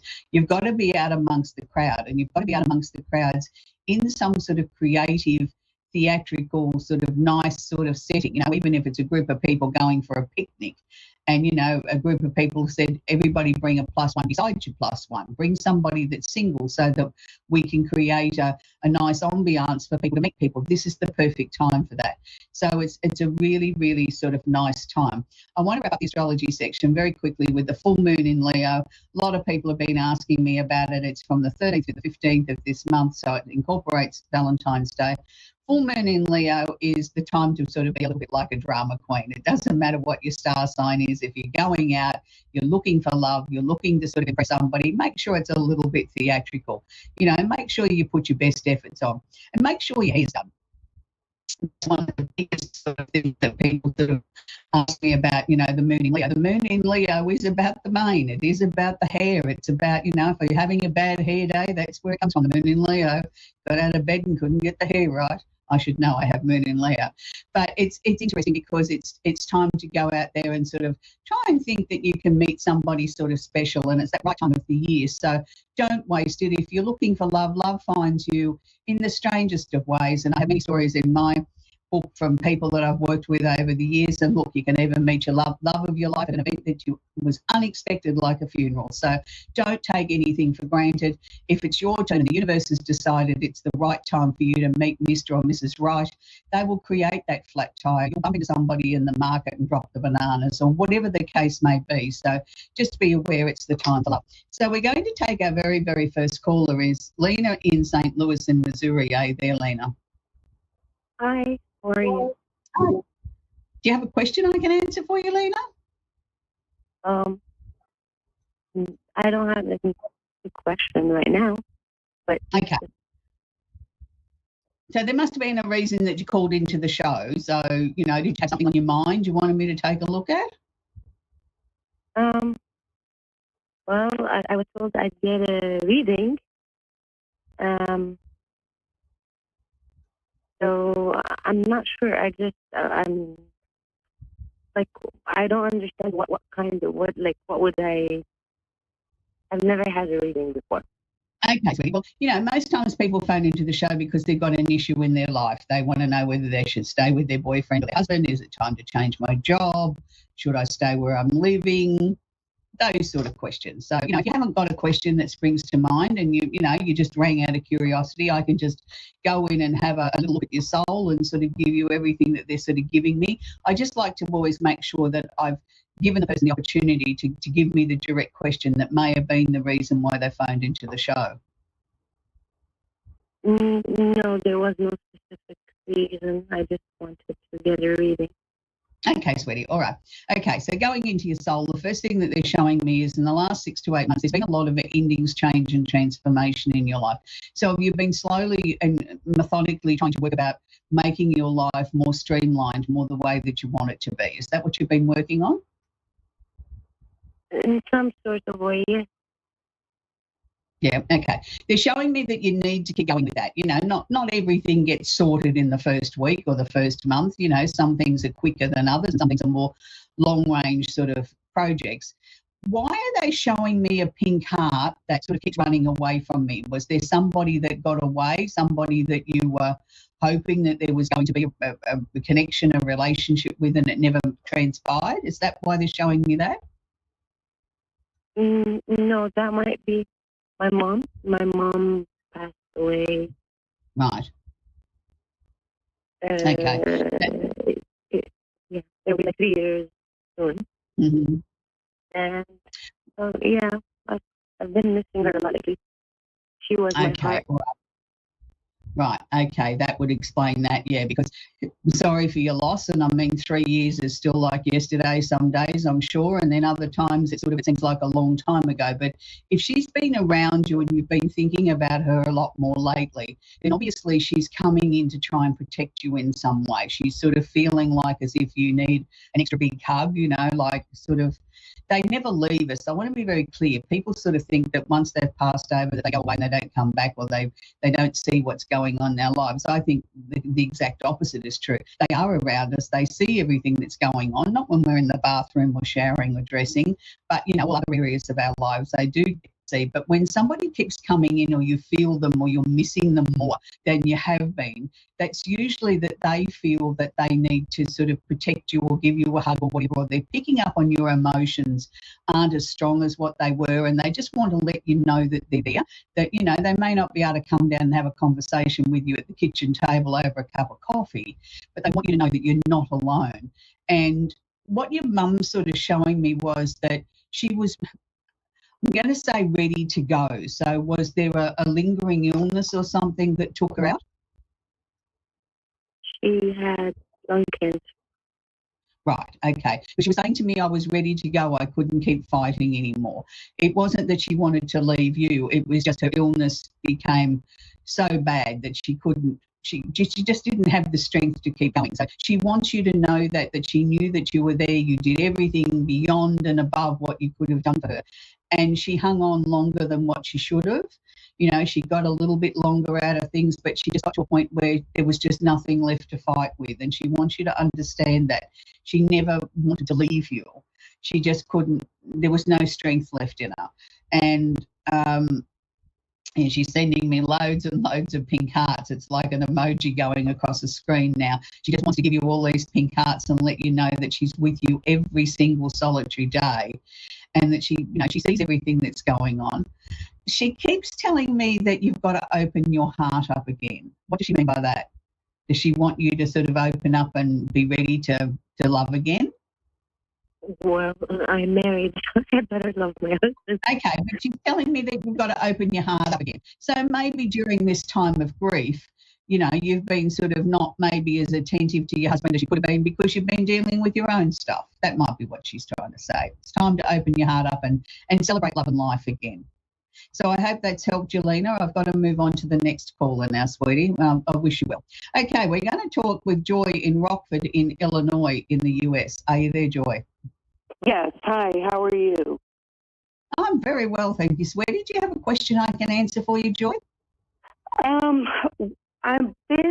not working, but I'm looking at trying to figure out where maybe I have a lot of different things I need to work on, but like possibly like maybe what kind of work I should be looking into as far as like what might be work when I'm a very, I don't know, I guess work. Okay. All right, Joy. First thing that they were showing me as you were talking about you didn't know which way to go. You've got so many potential opportunities there, and they showed me that they don't want any of those. They want something fresh and new. They were sort of showing me that you're a great people person. You know, you need to be out amongst people. You sort of thrive on that. That's what sort of fills your tank up, is that being with people. I don't want to see you sort of shut away being isolated. So is there something there that we could sort of maybe look at if we put all the skills on the table and we sort of put them in an order of priority? That might be a way of sort of looking at what type of work that you need to be sort of focusing on. They don't show me, you know, like you're going to be a dentist or a lawyer or a nurse or whatever. They just show me different things. And they showed me that you need to be out amongst people, that you're a very good people person, and you really thrive on that. You might come home from work exhausted at the end of the day, but you come home satisfied because you've been able to help a lot of people. So I just sort of feel we're going to get you back into something where it's, the job I can see is going to be very busy and it's going to be very time consuming, but also very, very satisfying. And I just saw you working with people, helping them sort out their lives, helping them get back on their path. But I can't put a label on it and say, okay, you're a social worker or whatever. But I think collectively, I mean, I think if you sit down and look at the things that you love to do or the things that make you smile, you'll start to see a pattern emerge. They're also showing me that you're going to have a job as early as next month. So we must be going to get some answers to this fairly quickly, and I think over the next couple of days. And you'll start applying for jobs, and there will be a job that I think you're going to start in the first or second week of March. And it's going to be sort of like maybe something that in the past you wouldn't have thought of, or it's got a different job description or a different title there. It's sort of like once we've done this analysis, or you do the analysis on what you really, your skill set is and what you can bring to the table, that the job description will become clearer. But I don't know that it's necessarily completely out of your wheelhouse. It's just sort of like we've taken something and we've added and subtracted a few things, and then we've got sort of like a different title. and that's good. But this year's going to be a very, very busy year, Joy. Are you thinking of moving? Because they're showing me around June, July, there's a real question mark around where you're living. And I'm not sure whether that means that you're going to move. You moving house? I wasn't sure which way to move to. That was another question I was thinking about. Oh, okay. Yeah, look, it's easy for me to sort of say, well, I'm here in Australia and I'm looking at the map of America, and they're saying to me, you've got to go northeast, sort of like if you were in the middle of America, I'd say to you, I want to head you to sort of towards New York, but I'm not saying necessarily New York. It's sort of like they're showing me that's the direction and something that I can relate to, that I can sort of share with you. So wherever your location is, I want you to sort of look at that on a map and sort of say, well, what's a bit further northeast? But within an hour or two, it's not sort of like packing up and moving across the country. It's sort of like I need to go in a northeast direction and, within a couple of hours of where I am now. But I actually think the job will help you define where it is that you're going to, because the job that you take will have the potential for maybe a different location. It's like I take it here, but I've got the opportunity of 2 or 3 different locations within a few months of where I want to decide that I want to go to. It's sort of like, initially you might be sort of working remotely, but you know that there's got to be a transition into an actual definite permanent move. So I hope that's helped you, Joy. Unfortunately, we've come to the end of the show, and that's where we have to leave Joy. It's always very, very interesting as people are on the move. People are sort of getting over their grief. And as I said many times on the show, there is no bus timetable for grief. It's a very personal thing. Some people can go 20 years and it still feels like yesterday, and other people take it in their stride. But anyway, let's lighten the focus up. It is Valentine's Day. It's the time of love. It's the time when people should be sort of thinking about what they can do for that special someone in their life. And if you haven't got somebody in your life, then, step out of your comfort zone a little bit. Take yourself off to a movie or something creative, something that's, festival in the park or something like that, something where there's people around. So it's always a tough time if you're single at this time of the year, and there's so much, advertising and people sort of gearing up, buying roses and all those sort of things. And my heart goes out to those people. And I know there's lots of people that have lost their special someone in the last 12 months. And are finding, this time incredibly difficult, where everybody else seems to be happy and you're still feeling a little bit sad and miserable and lonely because you've lost that special someone, or you've had a breakup with somebody. So for those people, sort of, buy yourself a rose, do something special for you, make yourself feel important, because you are the number one person in your life, and you can sort of celebrate Valentine's Day in that way of making yourself feel very, very special. So this week I want to leave you with what I think is the epitome of the person that was, love wrapped up into everything that, and for those that watch the show regularly, you'll know I'm a huge fan of David Cassidy, and I really do think he was the King of Hearts and, love in bloom, and, lots and lots of women around the world that are my age and younger still sort of look at him and still remember their teenage years with their posters up on the bedroom wall of, the heartthrob that David Cassidy from the Partridge Family. And I am wearing a range of jewellery from his drummer made for me personally, Terry Cote. It's beautiful jewellery. And I always think of David when I wear this sort of jewellery that Terry made for me. And it's just honours the love and the respect that they had as musicians together. So this week I want to leave you with one of his probably most popular songs, and it was a big hit around the world, I Think I Love You. So until next week, I know we love you. Bye for now.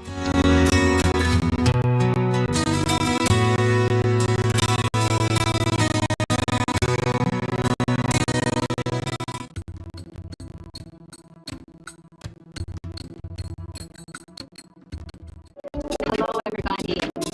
I'm so happy to be here. I'm Shelley Devine, and while I'm waiting for my caller, who I'm looking forward to, I wanted to read you a little something out of one of my books.